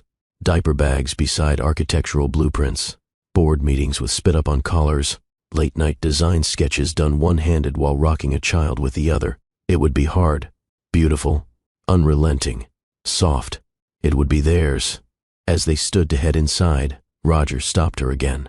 One last thing, he said. Kersey turned. Roger took both her hands. I vow, beyond the ceremony, beyond the dress, beyond the applause, to make our love a practice, not just a performance, a daily, humble, intentional practice. She squeezed his palms, and I vow to hold space for that. Even on the days when we forget, we'll remember each other. They kissed. No crowd, no spotlight, just vows in the dark, the kind that heal from the inside out. The screen fades in from black. Music swells, soft piano, layered with cello, tender and nostalgic. We open on Roger Wayne, not the CEO, not the mogul, just the man, learning how to be a father. Roger stands in a dimly lit room, holding Sarai against his bare chest, her tiny hand gripping the collar of his sleep shirt. His eyes are puffy, hair tousled, but his gaze is calm, focused. He paces slowly, hums off-key. Hush now, little one. I'm not perfect, but I'm here. Sarai coos softly. The mobile above them spins in slow, silent circles. Cassian is in his high chair, flinging mashed banana like an abstract artist. Darian wails from his bouncer seat. Roger, in sweatpants and no socks, is trying to spoon oatmeal into one mouth while dodging a sippy cup projectile. Kersey walks in, eyebrow raised. He grins. We're fine. We're thriving. The camera lingers on the absurdity, the chaos, the joy. Roger walks into a meeting room at Wayne Horizons with Sarai strapped to his chest in a soft sling. The board members freeze. He raises a brow. She has a better track record than some of your portfolios. Laughter erupts. The meeting begins. Sarai sleeps through the entire quarterly report. In a hoodie and sunglasses, Roger pushes a double stroller through a Chicago park. He stops for ice cream, crouches to wipe sticky fingers, and lets the boys run barefoot on the grass. He's not recognized today, and he doesn't care. Because for once he's not performing, he's present. The babies are asleep. Kersey works at her drafting table. Roger sits in the corner with a parenting book in one hand and a notepad in the other. He's taking notes, highlighting sections, mouthing phrases under his breath. Active listening builds trust. Yeah, makes sense. This is his homework now. No degrees, no accolades, just the sacred syllabus of showing up. All three children giggle as Roger kneels beside a tiny inflatable tub on their private balcony. He makes sea creature voices, pretends to be a submarine, gets soaked in the process. Kersey films it from behind the sliding glass doors, laughing softly as her husband, the once untouchable billionaire, now sings lullabies with shampoo in his beard. Roger stands in the bathroom at dawn. Same suit, same tie. But now, beneath it, a baby monitor clipped to his belt, a Dada sticker on his planner, finger paint on the cuff of his shirt. He stares into the mirror. For the first time in his life, he recognizes himself. He doesn't see a mistake to hide. He sees a man becoming. The final image of the montage holds. Roger on the floor, asleep, one baby on his chest, the other curled under his arm, Sarai tucked into the crook of his neck. Kersey covers them gently with a blanket, then places a hand on his head. Not to fix, not to wake, just to honor the redemption she sees in his rest. He didn't arrive as the father they deserved. He became him. One diaper, one lullaby, one apology at a time. The moon sat low over Chicago, a silver coin resting against a velvet sky. Inside their penthouse, the children were asleep, the city's hum reduced to a distant lullaby.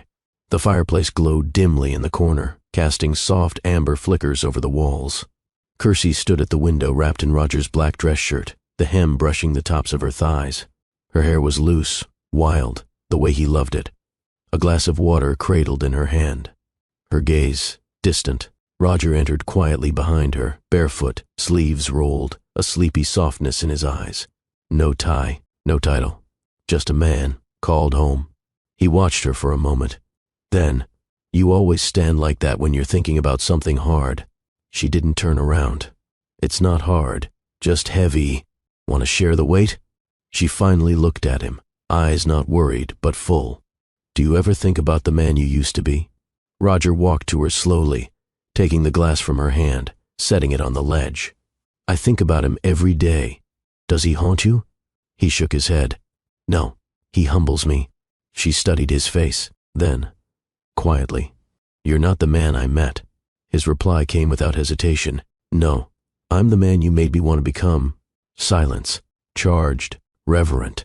Her lips parted, but no words came. Just breath, just awe.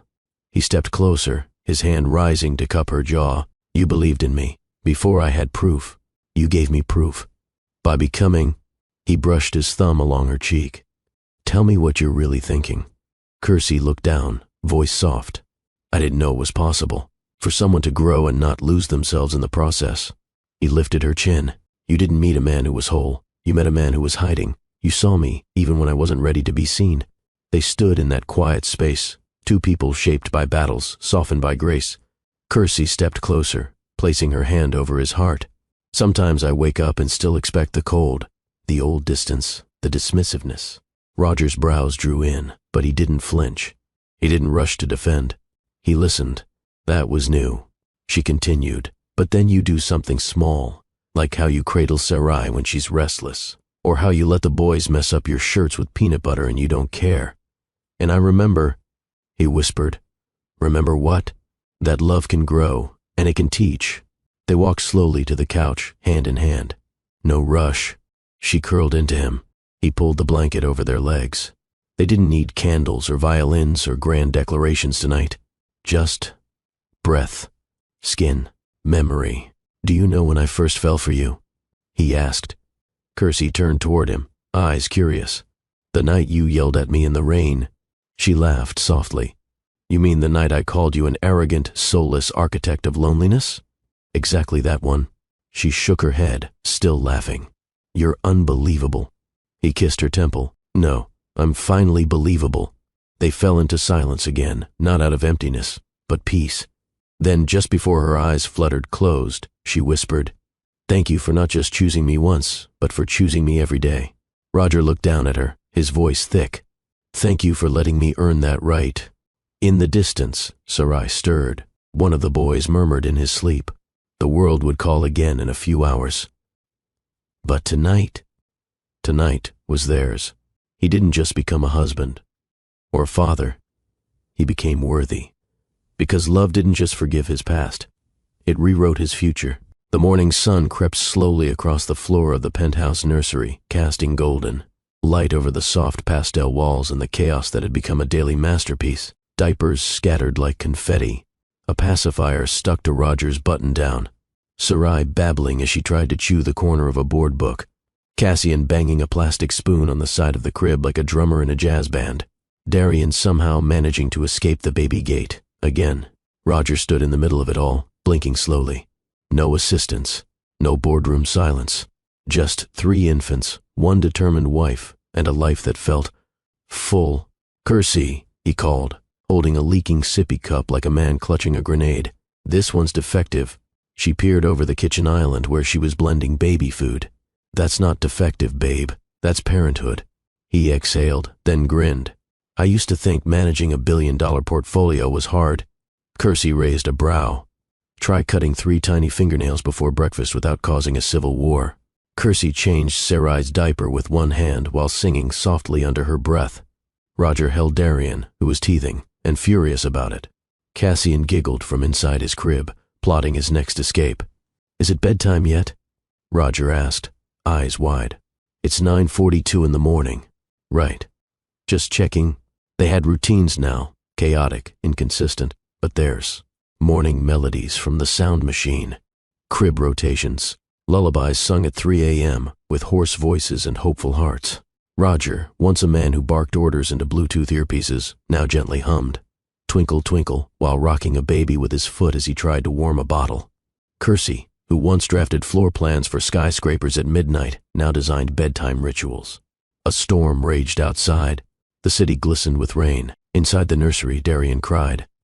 Roger stumbled in half asleep, picked him up, and whispered into the soft dark, "Hey, it's okay, I got you." He didn't outsource comfort. He offered it. No one clapped. No one praised. But a bond was forged in those quiet, sacrificial hours. Kersey set up a baby playpen in the center of the living room, while Roger assembled a miniature rocking horse without the instructions. Pride fully engaged, logic missing. She smirked. "You sure that thing's stable?" "Of course," he said confidently. Seconds before it wobbled and collapsed. Cassian clapped. Kersey burst out laughing. Roger gave a theatrical bow. The laughter, their laughter, wasn't polished. It was real. Laughter with spit up on shoulders and mashed peas in their hair. Laughter not despite the mess. Laughter because of it. 3 babies. 3 cribs. One by one, they were laid down. Roger kissed Sarai's cheek. "Dream of building things that matter." Kersey stroked Darian's curls. "Dream of being loved for all you are." They both leaned over Cassian, whispered in unison, "Dream in color." Then they held hands, dimmed the lights, let the hush settle over the room like a lullaby only their hearts could hear. They hadn't figured it all out, but every bottle warmed, every tear wiped, every off-key lullaby was a brick in the legacy they were building. A legacy not of wealth or walls, but of presence, patience, and love that refused to quit. Kersey stood in front of the black and gold glass doors, her heels silent against the marble floor. The lettering above read, Hudson and Verity or Bespoke Interiors. It was real now. Not just a dream whispered into a baby monitor or sketched during nap times. Not a side project in between feedings. It was hers, her vision, her voice, her studio. And today was the grand opening. The scent of fresh eucalyptus filled the entryway. Cream walls stretched tall, kissed with copper trim. A gallery of her past projects lined the corridor, each one framed like art, each one a declaration. "I'm here, I've arrived, and I did not shrink to fit anyone else's blueprint." Inside the open concept lobby, guests buzzed, architects, investors, design, columnists, and a few loyal clients who'd stuck with her from the beginning. But Kersey's eyes searched for only one, and there he was. Roger stood by the glass divider, holding Sarai on his hip while Cassian tugged on his tie and Darian tried to climb a planter. Chaos in motion. But his smile? Steady, full, proud. He mouthed across the room, "Queen of the hour." She winked back. "You should do it," Roger had said, kneeling on the nursery floor while stacking blocks with the boys. "Not because you need to prove anything, but because the world deserves your design language." Kersey had hesitated. I don't want to lose time with the babies. Then, let's build it around them. Around us. So they had. A family-first business model. Remote project management. A studio with an on-site nursery. Design that didn't apologize for femininity or function. Kersey took the golden scissors, hands steady. Roger stood behind her, one hand resting on her shoulder. With a gentle snip, the ribbon fell. Cameras flashed. Applause echoed. But all she could hear was her heartbeat and one small whisper in her mind. You were never just someone's wife or someone's mother. You were always a world builder. Kersey guided the press through the studio, her voice smooth and confident. This is our concept suite, she said, gesturing toward a space flooded with natural light. We build dreamscapes here. Every corner is curated for elegance, functionality, and heart. One reporter asked, what sets Hudson and Verity apart? She didn't flinch. We don't just design rooms. We craft experiences for families, for healing, for legacy. At the back of the studio hung a glass wall engraved with 3 names. Sarai, Darian, Cassian. Beneath, in gold script, the reason I dared. Roger caught her there alone later, fingers grazing the glass. I can't believe you did all this, he whispered. She turned to him. I didn't do it despite being a mother. I did it because I am one. The studio was quiet again. The team had gone home. The babies were napping in the glass. Walled nursery Kersey had designed just for them. She walked the space slowly. Her crown wasn't jeweled, but made of callous palms, sleepless nights, and dreams resurrected. And in the quiet, she smiled to herself, not because it was easy, but because it was hers. She didn't inherit a throne. She built one, with vision in her bones, love in her hands, and courage stitched into every choice she made.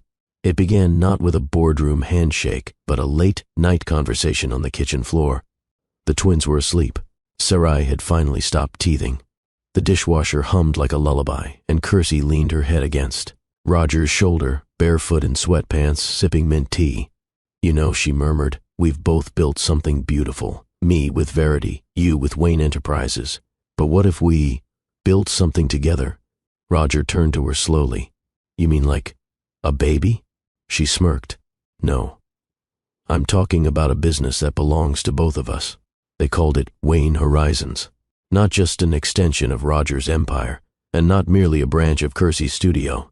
It was a visionary alliance, a firm that blended architecture, luxury design, and purposeful living, where buildings didn't just rise, they meant something.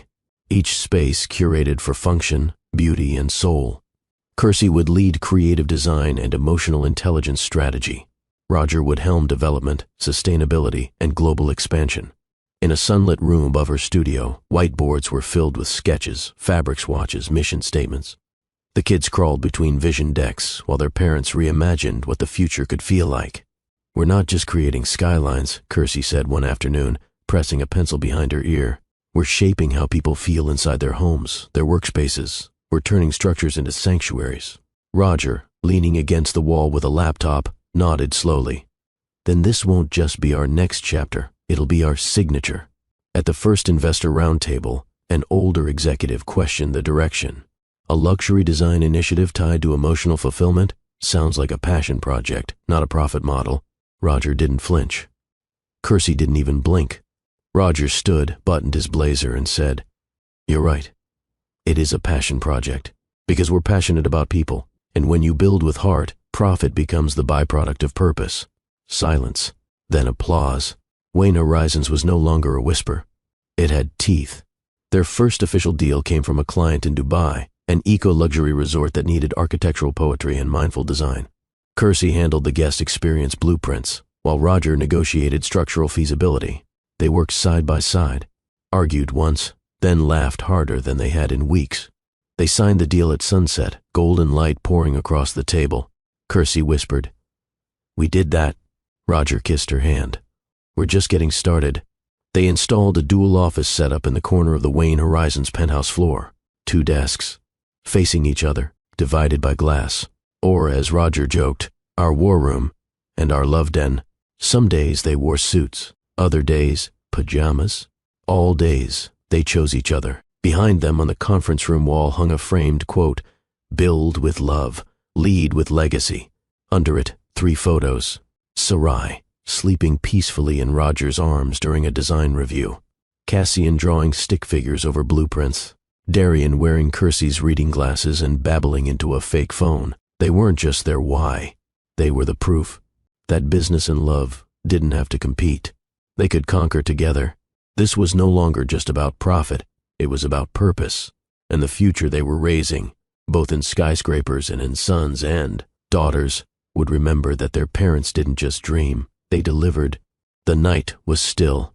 The babies were finally asleep. Cassian curled against his favorite pillow, Sarai hugging her elephant. Plush, and Darian sprawled like a miniature king across his blanket. Downstairs, the fire crackled in the study. Roger sat in his reading chair, a leather-bound notebook open on the desk.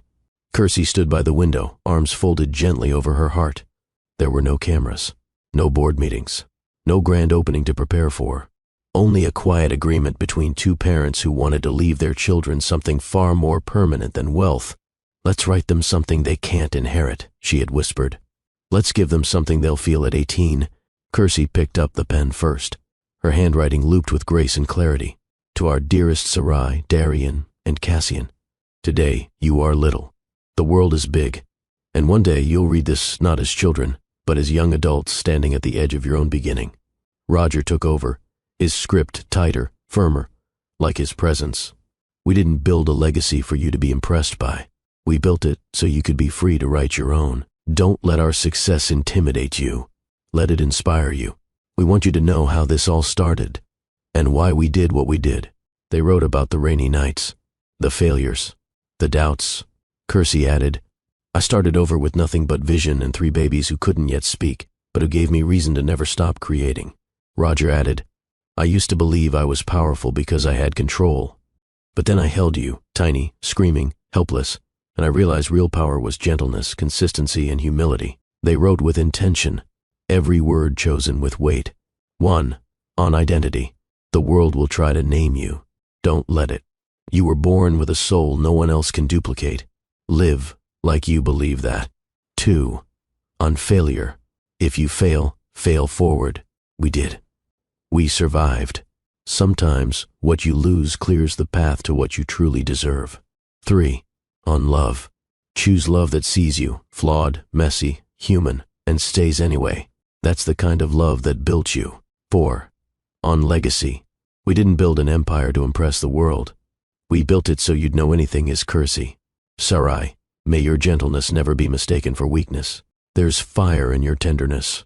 Use it to build, not burn." Roger, Darian, let your curiosity lead you.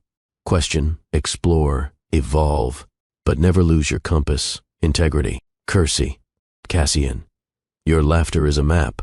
Follow joy without shame. Lead with light, even when the world asks for darkness. They signed the letter together, side by side. "We love you, not for who you might become, but simply because you're ours. If everything else we've built fades someday, know this: you were always our greatest creation. Love." Mom and Dad, Kersey and Roger, they sealed the letter in a mahogany envelope, locked it in a fireproof box labeled, "To be opened on your 18th birthday." Roger looked over at Kersey. "Do you think they'll understand all this when they're grown?" Kersey touched his hand. "Maybe not all of it, but they'll feel it, and sometimes that's more powerful than understanding." Outside, the city pulsed. Inside, legacy breathed. Not in vaults or headlines, but in words, in love, in something eternal. The sun hung low over the Wayne Horizons Academy, casting a warm amber glow across the freshly painted walls and blooming garden beds. A plaque at the front gate read, "Excellence is not inherited, it's nurtured. R.W. and K.W." Roger stepped out of his town car, adjusting his cufflinks as the children poured out of classrooms and into the courtyard for afternoon break. Their laughter sliced through the air, light, joyful, untamed. It was the sound of everything he used to miss. Before her, inside, the corridors buzzed with art and ambition. Murals lined the walls, portraits of inventors, thinkers, trailblazers. Each door bore a quote above it. One caught his eye, "Character is louder than wealth." He stopped, resting his hand against the wall as the memory rushed in. The old version of him, sharp-suited, emotionally barricaded, indifferent to impact. would have walked past this school without a second thought. But this Roger, the man who had held triplets at 3 a.m., cried into his wife's collarbone, and rewritten his father's legacy. This Roger felt the walls, because he'd built them, not just with bricks, but with change. A cluster of fourth graders buzzed near the end of the hall. One girl, no older than 9, dark-skinned with cornrows and glittery sneakers, stood on her tiptoes, pointing up at a giant poster. Roger moved closer. It was Kersey, in an elegant cream blazer, arms folded confidently, her signature quote beneath. "Design your life like a room. Let nothing in that doesn't make you feel safe, inspired, and completely yourself." The little girl turned to her friends. "That's her, Miss Kersey. My mom said she made all this, like the buildings and the pillows and the trees outside. She's married to the big boss guy. But she runs stuff." Roger chuckled quietly, biting back a smile. The girl noticed him. "Mister, do you know her?" He crouched to her level. "I do. She's my wife." Her jaw dropped. "You're Mr. Kersey?" He laughed so hard, his eyes welled up. "Not exactly. But I'd be proud to be." Roger was led to the 5th grade classroom where he'd be reading to the students. Before opening the book, he paused, looking at their faces, brown, hopeful, curious. He cleared his throat. "Before we begin, I want to tell you something. My name is Roger Wayne. I used to think legacy was measured by money, but I was wrong. Legacy is what you build into others." He gestured around them. "This school wasn't just built from money, it was built from love, from my wife's vision, from my kids' laughter, from change. And I hope one day, one of you builds something even greater." A boy raised his hand. "Were you always good, Mr. Wayne?" Roger smiled. "No, I was broken, cold, afraid. But then I met someone who didn't try to fix me. She saw me, and little by little I became better. Because love can do that."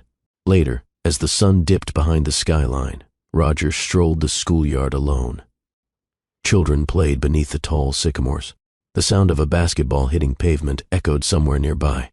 He looked up again at the poster of Kersey, not as a CEO's wife, not as someone's mother, but as herself.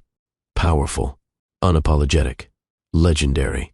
He touched the glass frame and whispered, almost to himself, "You didn't just change my world, you taught me how to build one worth living in."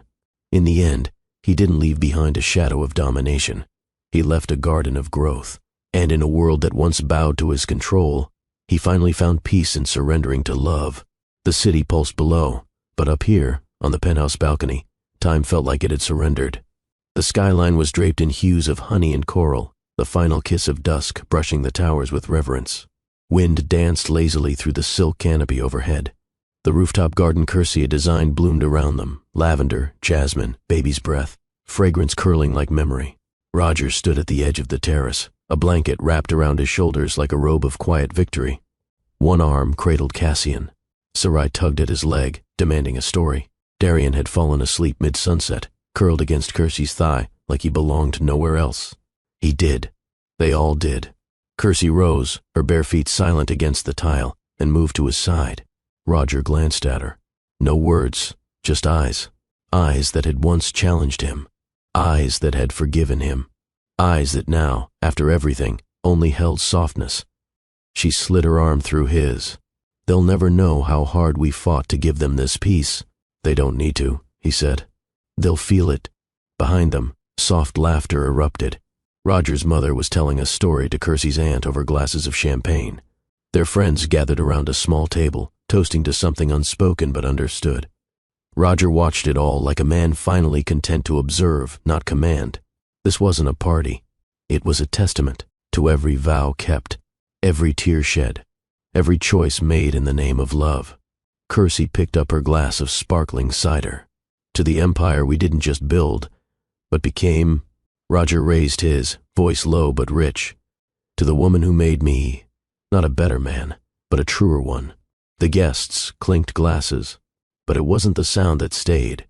It was the silence after, that moment when every heart in the room acknowledged something real happened here. Later, after guests had gone and the triplets were tucked in with lullabies and promises, Roger and Kersey stood alone on the balcony. He pulled her into his chest, one hand against the nape of her neck, the other around her waist. "You know," he whispered, "the man you met, he would have ruined this. He almost did. Kersey looked up, her thumb brushing the curve of his jaw. But the man I loved, the one who showed up when it mattered, he built this. The city lights flickered below them like stars trying to be seen. Roger kissed her. Not like their first kiss. Not like the desperate ones from years ago. This kiss was settled, sacred, sealed. It wasn't for lust. It wasn't even for love. It was for everything they had survived to feel this peace. The world might remember Roger Wayne as a billionaire, a strategist, a tycoon, but on this balcony, he was something more eternal, a man redeemed by love, a father anchored by purpose, a husband who finally understood that the greatest empires are built in hearts, not headlines. And as Kersey whispered one last time, "You're not the man I met," he smiled. "No, I'm the man you made me want to become." And with the last kiss of the night, they didn't just end a chapter. They wrote a legacy. The story has been told. But what lingers isn't just Roger Wayne's redemption or Kersey's quiet strength. What lingers is what this tale unlocked in you. You who stayed to the very end. You who saw a man break and rebuild. You who believed love could not only survive, but transform. This wasn't just a romance. It was a witness to what happens when two people refuse to let pain win. When they rewrite history with intention. When they choose each other every single day. There was a time I didn't believe I could be more, that my past had fixed my future in stone, that love was a weakness, that softness was a threat. But then she walked in, and somehow she didn't ask me to change, she made me want to. So if you're watching this, if you're lost, guarded, tired, or scared, just know the right love, at the right time, can turn a storm into a home. I wish I could hold the girl I used to be and whisper, "Don't shrink, don't chase, don't settle." One day, your strength will be the blueprint someone builds their life on. And when that day comes, you'll understand why all the waiting, all the heartbreak, all the healing was worth it. Maybe you saw yourself in Roger, the guarded one, the overthinker, the person who didn't know how to ask for softness. Or maybe you're Kersey, the woman who poured light even when the world expected her to dim. The lover who chose herself and still believed in second chances. Or maybe you're both. Whoever you are, wherever you are, this story isn't just theirs. It's ours. A reminder that love doesn't demand perfection. Growth doesn't happen overnight. Healing doesn't mean forgetting. It means forgiving. And the right person doesn't rescue you. They rise with you. Then, like this story, if you believe change is possible. Share this story if you believe healing is powerful. Subscribe to Love and Twilights, because here, every story is more than a tale. It's a testament. Visualize. The triplets dancing in a sunlit room, their laughter echoing like music. Kersey painting swatches on her studio wall, Roger walking hand in hand with his daughter, letting her lead. A letter tucked away, waiting to be opened at 18. A school named after love. A balcony kiss that says we made it. Without a word. These are not just endings. They're legacies. You've just finished a smooth and refined story. Not of fairy tales, but of transformation. And if there's one thing Love and Twilight's hopes you take with you, it's this. The right love won't always come when you expect it. But when it does, it won't just change your life.